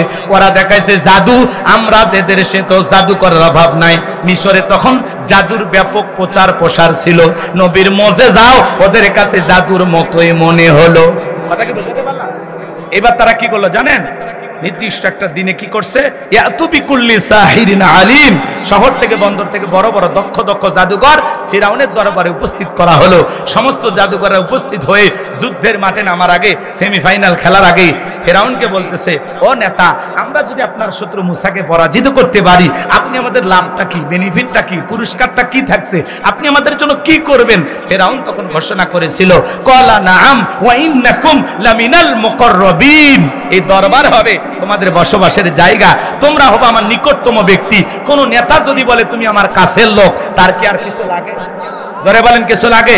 তাহলে সেই নেতার কথা রাতকে দিন করা যায়, ক্রসফায়ার দিয়ে মানুষ মারা যায়, দাড়ি টুপিওয়ালাদেরকে মিথ্যা মামলা দিয়া জেলখানায় বন্দী করা যায়। কথা বলে ঠিক কিনা? নেতার দাপটে জোর করে যা ইচ্ছা তাই করা যায়, টেন্ডারবাজি চাঁদাবাজি করা যায়, খুন ধর্ষণ করা যায়, হাজারো মার্ডার করে পার পাওয়া যায়। মিলায় নেবেন। শোনেন, এইবার যারা রাস্তাঘাটে ফুটপাতে জাদুর খেলা দেখায়, এরা যদি রাজপ্রাসাদ থাকার জন্য পায়, কিছু লাগে? একবারে ফুটপাত থেকে নেতার রাজপ্রাসাদে, তখন বলতেছে, নেতা ঘর বাড়ি রেডি করেন, আমরা আপনার শত্রু পরাজিত করতেছি। এইবার জাদুকরেরা মুসা আলাইহিস সালামের সামনে উপস্থিত হয়ে হাজার হাজার মানুষ দর্শক জমায়েত হয়েছে জাদুর খেলা দেখার জন্য। মুসা আলাইহিস সালাম আর হারুন আলাইহিস সালাম একদিকে, আর হাজার হাজার দর্শক, আর ফিরাউনের এই বড় বড় দক্ষ জাদুকরের একদিকে। তখন ওই জাদুকর ডেকে বলে, ও নবী মুসা, জাদুর তন্ত্র মন্ত্র, জাদুর বান আগে আমরাই নিক্ষেপ করবো না তুমি নিক্ষেপ করবা? মুসা আলাইহিস সালাম ডেকে বলে, ওস্তাদের মার শেষ রাতে। ওস্তাদের মার কত? ওস্তাদের মার কোন রাতে? শেষ রাতে। এইবার জাদুকরেরা জাদুর খেলা দেখান শুরু করলো। বোঝে না, ওরা যত জাদুর তন্ত্র মন্ত্র জানে, সুমাক্কা, নানান ধরনের জাদু আছে না, তেরেং বেরেং করে ওরা জাদু করা শুরু করলো। আমাদের দেশে মাঝে মাঝে দেখবেন কয় কালো জাদু করছে, কথা কয়, এরকম বলে না, অমুককে কালো জাদু করছে, এ করছে, সে করছে। আসলে জাদুর বিদ্যা কিন্তু ভয়ঙ্কর একটা বিদ্যা, এটা কিন্তু সত্য। কথা কি বোঝেন নাই? যে মানুষকে যে জাদু করে, জিনে আসর করে, এগুলো আছে না, এগুলো সব সত্য, মিথ্যা বলার কোনো সুযোগ নাই। শোনেন, ওদিকে আর নাই বাজায়, ওটা একটা গভীর কথা আছে, ওদিকে না যায়, আমার দিকে তাকান আমার ভাইয়েরা। এইবার তারা জাদুর তন্ত্র মন্ত্র নিক্ষেপ করলো, বাঘ বানাইলো, ভাল্লুক বানাইলো, সাপ বানাইলো, আগুন বানাইলো, মানুষের চোখে মুখে পর্যন্ত জাদু মারছে। মানে এত জাদুতে ওরা দক্ষ ছিল। সেদিন তারা ৮০,০০০ জাদুর বান নিক্ষেপ করছে। কত হাজার? ৮০,০০০। এইবার জাদুর তন্ত্র মন্ত্র বান নিক্ষেপ করতে করতে করতে করতে ওদের চালান পাতি শেষ, আর একটা মন্ত্র জানা নাই যে জাদু দেখাবে। তখন ডেকে বলে, ও নবী মুসা, আমাদের চালান পাতি শেষ, এইবার তুমি তোমার জাদু দেখাও। আল্লাহ তাআলা কি সুন্দর আয়াত নাজিল করে সেই কথা বললেন, ওয়া আওহাইনা ইলা মুসা আন আলকি আসাকা ফাইযা হিয়া তালকাফু মা ইয়াফিকুন।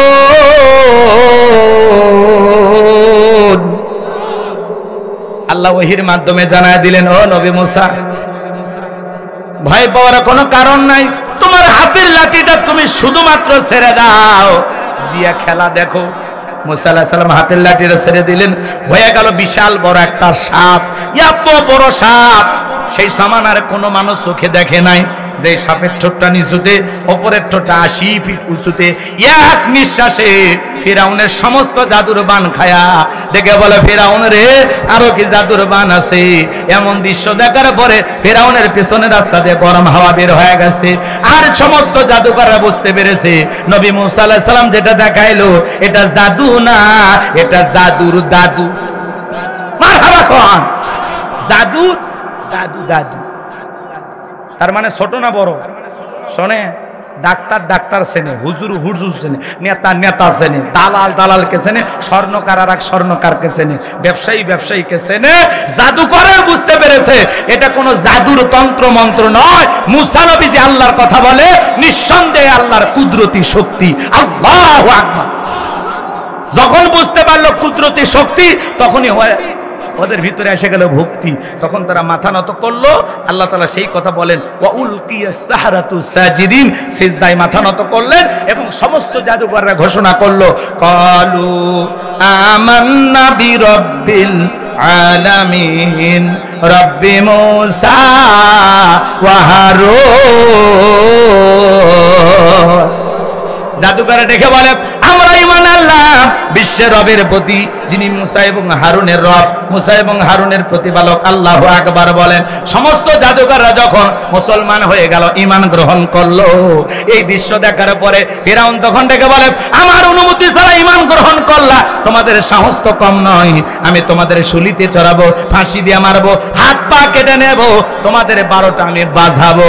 এরা যখন হুমকি দিল, ফিরাউন যখন হুমকি দিল, নতুন ঈমানদার ডেকে বলে, হে জালেম ফিরাউন, তোর সামসামি করে মরার চাইতে ঈমান গ্রহণ করে মরাই ভালো। বলেন আল্লাহু আকবার।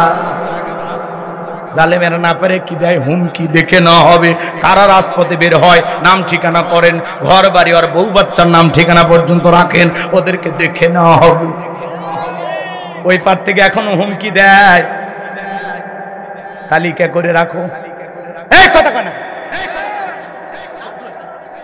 হ্যাঁ, পালিয়ে গেছে, ক্ষমতার চেয়ে রাখে, তারপরে বলতেছে তালিকা করো। আমরা আসতেছি। নিজেদের তৈরি করা যেই ট্রাইব্যুনালে আল্লামা সাইদির নামে মৃত্যুদণ্ডের রায় হয়েছে, ওই একই ট্রাইব্যুনালে তার নামে ফাঁসির রায় হয়ে গেছে। নিজেদের জালে নিজেরাই ফাঁসে গেছে। নিজের মুখে বলেছিল পারাবো না, হারো না, কই পালিয়ে তো গেলে। যে মা সন্তানকে রেখে পালিয়ে যায়, ওটা মা নাকি? ওই মায়ের দরদ রেখে লাভ আছে? কথা কর না কেন? মা ও ভিসার জন্য গেছে। শোনেন, রাগ করি না বাজার। তো অনেকে বলতেছে না যে দেখে নেওয়া হবে, খবর আছে, দেখে নেওয়ার দরকার নেই, আগে নিজেকে দেখে রাখো। এই কথা কন, তুমি তোমারে দেখে রাখো, আমাদের দেখা লাগবে না। কথা কন। বড় বড় কথা বলতে পালিয়ে গেলেন, হারিয়ে গেলেন, আমাদের মায়া মোহাব্বত করলেন না। কথা কন। কি ভালোবাসা দিলেন আর কি নেতৃত্ব দিলেন, এভাবে পালিয়ে যাওয়া লাগলো। আবার মাঝে মাঝে আসতেছে, আমরা আবার বলি আমাদের দয়া মায়া বেশি, তো আপনি আসেন। এই দেশ আপনার বাবা, এই দেশ আপনার স্বামীর। কথা কন। বুবু আইবা, তুমি আইবা গো, সেই দিন আইসা বুবু ক্ষমতা পাইবা না। ও বুবু আইবা, তুমি আইবা গো, সেই দিন আইসা বুবু ক্ষমতা পাইবা না। খোঁজ নাই বুবু কাদের কাকার, অবস্থা খারাপ দরবেশ বাবার, হাউন আঙ্কেল এখন সামনেও আসে না। নেতা কর্মী সব জেলের ভিতর, আমি আছি ডরের ওপর, কখন জানি আসে গ্রেফতারি পরোয়ানা। বুবু আইবা, তুমি আইবা গো, সেই দিন আইসা বুবু চেয়ার পাইবা না। ক্ষমতার চেয়ার থেকে নামা সহজ, কিন্তু এই চেয়ারে ওঠা কঠিন। কথা কন। যে ওনর সাহেবকে টুক করে পদ্মা সেতু ফেলে দিবি, সে ওনর সাহেব টুক করে চেয়ারে বসে গেছে। বেগম খালেদা জিয়াকে করেছিলেন বাড়ি ছাড়া, আর আল্লাহ আপনারে করলো দেশ ছাড়া। বাড়াবাড়ি করতে নাই। শাপলা চত্বরে আলেমদেরকে হত্যা করছেন, এদেশের কর্ত নিরহ আলেম ইমাম মসজিদ সাধারণ খেটে খাওয়া মানুষ খালি আপনার বিপক্ষে দল করার কারণে মামলা হামলা দিয়ে বছরের পর বছর জেলখানায় বন্দি করে রেখেছেন। হালাল স্ত্রী থাকার পরেও রাতের বেলা স্ত্রীর কাছে ঘুমাইতে দেয়নি। আল্লাহ কি নাই? বিচার কি হলো না? তা আগামীতেও যদি এরকম কেউ জুলুম করতে চায় ওদেরও বিচার আল্লাহই করবে। কে করবে? আমরা হাহুতা সব না। শোনেন না, ফাইনাল খেলাটা খেলে যাই, এইবার ফাইনাল খেলা শোনেন। দলে দলে মানুষ কালেমা পড়ে মুসলমান হলো, ফেরাউনের রাগ বেড়ে গেল। ফেরাউন এইবার বিশাল একটা বাহিনী নিয়ে মুসা এবং তার উম্মতদেরকে আক্রমণ করেছেন। মুসা আলাইহিস সালাম তার উম্মতদেরকে নিয়ে দৌড়াইতে দৌড়াইতে দৌড়াইতে দরিয়ার নিকটবর্তী স্থানে পৌঁছে গেছে। এইবার উম্মতরা ডেকে বলে, পয়গম্বর ভাই দরিয়ার পানিতে চুবে মরা লাগবে, আর না হলে ফেরাউনের সেনাবাহিনীর হাতে মরা লাগবে। আল্লাহর পয়গম্বর মুসা নবী ডেকে বলে, আমার উম্মতেরা ভয় পাওয়ার কোনো কারণ নাই।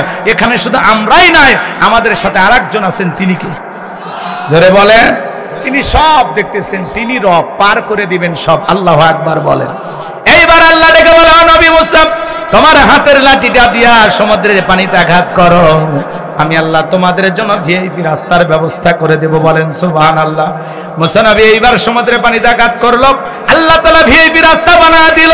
মুসা এবং তার উম্মতদেরকে নিরাপদে বিশাল দরিয়া, আল্লাহ তাআলা দরিয়ার বুক চিরে রাস্তা তৈরি করে নিরাপদে ঈমানদারদেরকে পার করে দিলেন। বলুন সুবহানাল্লাহ। এইবার বাজান গো আমার, ফিরাউন তার সেনাবাহিনীদেরকে নিয়ে এসে দেখে সমুদ্রের বুকে ভিআইপি রাস্তা। ও মনে করছে বাপ দাদা বানায় গেছে, সবাইকে নিয়ে বলতেছে ওঠো, একজন বাদ থাকবে না। এইবার সবাইকে নিয়ে রাস্তায় ওঠা হলো। আমার ভাইরা সবাইকে নিয়ে যখন ফিরাউন উঠেছে, সমুদ্রের মাঝ পথে যখন চলে গেছে, একই সমুদ্র ইমানদারদের জন্য নিরাপদ আর জালেমদের জন্য গজব। একই রাস্তা, আল্লাহ ইমানদারদেরকে নিরাপদে পার করে দিলেন আর জালেমদের মৃত্যুর ফাঁদ রেডি করে রাখছেন। আল্লাহু আকবার বলেন। এইবার বাজান গো আমার, আল্লাহ অর্ডার দিলেন, সমুদ্রের পানি তুই তোর খেলা দেখা। সমুদ্রের বুকে উথাল পাতাল ঢের সৃষ্টি হয়ে গেল। একেবারে ঢে ঢে ফিরাউনের চেলা চামুন্ডা যা ছিল পানি খায়া সুবা মরে শেষ। এখন বাঁচে আছে শুধু বড়টা। বড়টা বলতে কে? মিস্টার ফিরাউন। এইবার ফিরাউন মরার আগে কি নাটক করতেছে জানেন? আল্লাহকে ডেকে বলতেছেন, ক্বালা আমানতু আন্নাহু লা ইলাহা ইল্লাল্লাযী আমানাত বিহি বানু ইসরাঈলা ওয়া আনা মিনাল মুসলিমিন। ফিরাউন কি বলতেছে জানেন? আল্লাহ আমিও ঈমান আনলাম, তুমি ছাড়া কোনো মাবুদ নাই। বনি ইসরাঈল যে আল্লাহর প্রতি ঈমান এনেছে, সে আল্লাহর প্রতি আমি ঈমান আনলাম। ওয়া আনা মিনাল মুসলিমিন, আল্লাহ আমি মুসলমান হয়ে গেছে, আর সুবাইও না। কি কয় কি কয়? ও চাচা চাচা বসেন, এখনই দোয়া, এখনই কষ্ট হচ্ছে আপনাদের। ফিরাউন এইবার শোনেন, যখন বলতেছে আল্লাহর পানি খাওয়াস না, আল্লাহ তখন কি জবাব দিয়েছিল জানেন? শোনেন। আচ্ছা ফিরাউন যদি মুসলমান হয়, আপনার আমার মুসলমান হয় দাম আছে? ফিরাউন পানি খাচ্ছে ঠেলাত করে কি কয়? ওয়া আনা মিনাল মুসলিমিন, আল্লাহ আমি মুসলমান হয়ে গেছি, আত্মসমর্পণ করেছি, আর চুবাইও না। আল্লাহ কি জবাব দিয়েছিল জানেন? আল্লাহ কত সুন্দর জবাব দিলেন, আল আনা ওয়া ক্বাদ আসাইতা ক্বাবলু ওয়া কুনতা মিনাল মুফসিদিন। আল্লাহ বলে এখন ঈমান আনছো, এর আগে কি করেছো?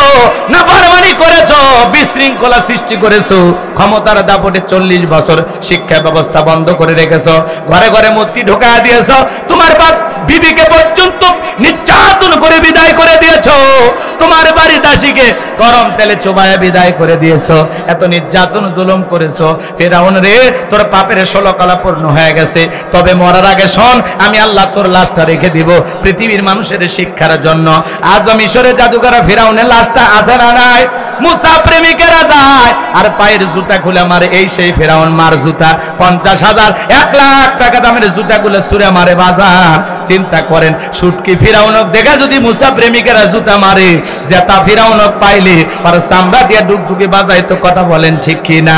এজন্য মনে রাখবেন বাজান, নমরুদের জায়গা হয় নাই, ফিরাউনের জায়গা হয় নাই, আবু জেহেলের জায়গা হয় নাই, নাই। আজকে যারা মুসলমানের রক্ত নিয়ে খেলা করতেছে, ইসলামকে বিদায় করা ষড়যন্ত্র করতেছে, ওই নেতানিয়াহু বলেন আর ডোনাল্ড ট্রাম্প বলেন, ওই পৃথিবীর জমিনে ওই জালেমদেরও জায়গা হবে না, হবে না। কথা বলেন ঠিক কি না?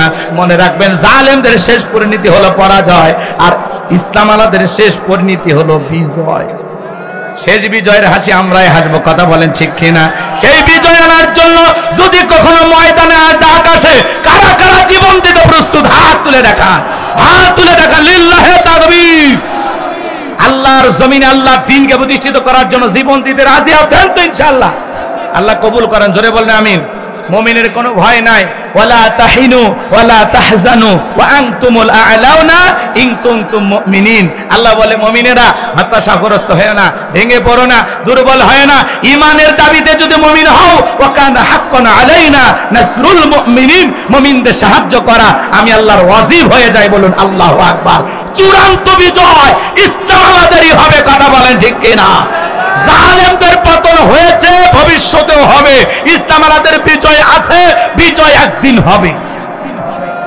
রাতের গভীরতা যত বাড়ে, ভোরের সূর্য তত নিকটে। জুলুম যত বাড়বে, বুঝবেন পতন তত নিকটে। এই পৃথিবীর জমিনে মুসলমানের রক্ত যাদের হাতে লেগে আছে, ওই জালেমেরা ক্ষমতায় টিকে থাকতে পারবে? ইসলাম আলাদেরকে নিয়ে যারাই ষড়যন্ত্র করবে, মসজিদ মাদ্রাসার বিরুদ্ধে, আলেমদের বিরুদ্ধে যারাই ষড়যন্ত্র করবে, ওই জালেমেরা টিকতে পারবে না। আগামীতে বাংলাদেশেও ইসলাম আলাদেরকে মাইনাস করে, আলেমদেরকে মাইনাস করে কোনো কিছু করতে দেওয়া হবে না, হবে না। যারা হবে মসজিদের ইমাম, তারা হবে সমাজের ইমাম। কথা বলেন, তারাই হবে চেয়ারম্যান, মেম্বার। কথা কন, এরাই সমাজের নেতৃত্ব দিবে। সৎযোগ্য নির্ভীক আল্লাহ ওয়ালাদেরকে আগামীতে চিনতে যদি ভুল করেন, 54 বছর ধরে ভুলের মাসুল দিচ্ছেন, আগামী 100 বছর ভুলের মাসুল দেওয়ার জন্য রেডি থাকেন। এজন্য সামনে পা ফেলা লাগবে, বুঝে শুনে।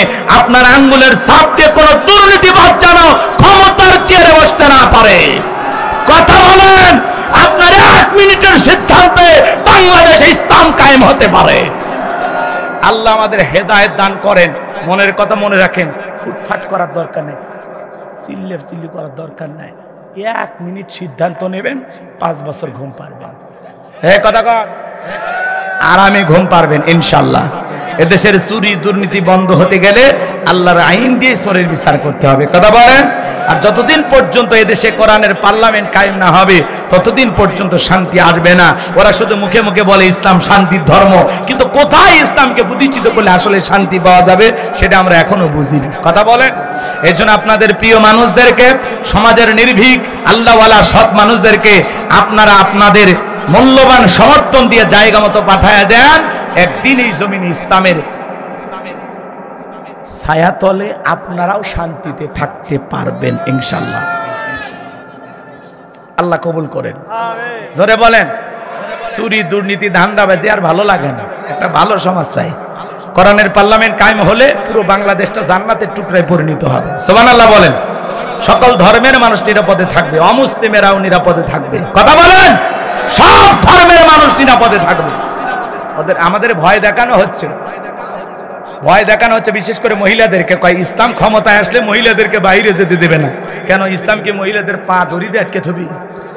মহিলারা বাইরে যাবে, পর্দা করে যাবে। কথা বলেন ঠিক কিনা? অমুসলিম নারী যারা আছে, তারা ইচ্ছা করলে, ওদের পর্দার দরকার আছে, যা ইচ্ছে সেভাবে তাদের ধর্ম বলেছে সেভাবে ঘোরাফেরা করবে। মুসলিম নারী পর্দা করা ফরজ। আপনার স্বামী হিসাবে আপনার বউকে পর্দা করাবেন, আপনি বাবা হিসাবে আপনার মেয়েকে পর্দা রাখাবেন। মনে রাখবেন, একজন নারী যদি জাহান্নামে যায়, 4 জন পুরুষকে নিয়ে যাবে। কয়জন? 1 নাম্বার বাবা, 2 নাম্বার স্বামী, 3 নাম্বার বড় ছেলে, 4 নাম্বার বড় ভাই। তাহলে রেডি থাকেন নাকি কন? তাহলে স্ত্রীদেরকে পর্দায় রাখবেন, মেয়েদেরকে পর্দায় রাখবেন তো ইনশাআল্লাহ। আল্লাহ বক্তা শ্রোতা উভয়কে আমল করা তৌফিক দান করুন। ওয়া আখিরি দাওয়ানা আলহামদুলিল্লাহি রাব্বিল আলামিন। আসসালামু আলাইকুম ওয়া রাহমাতুল্লাহি ওয়া বারাকাতুহু।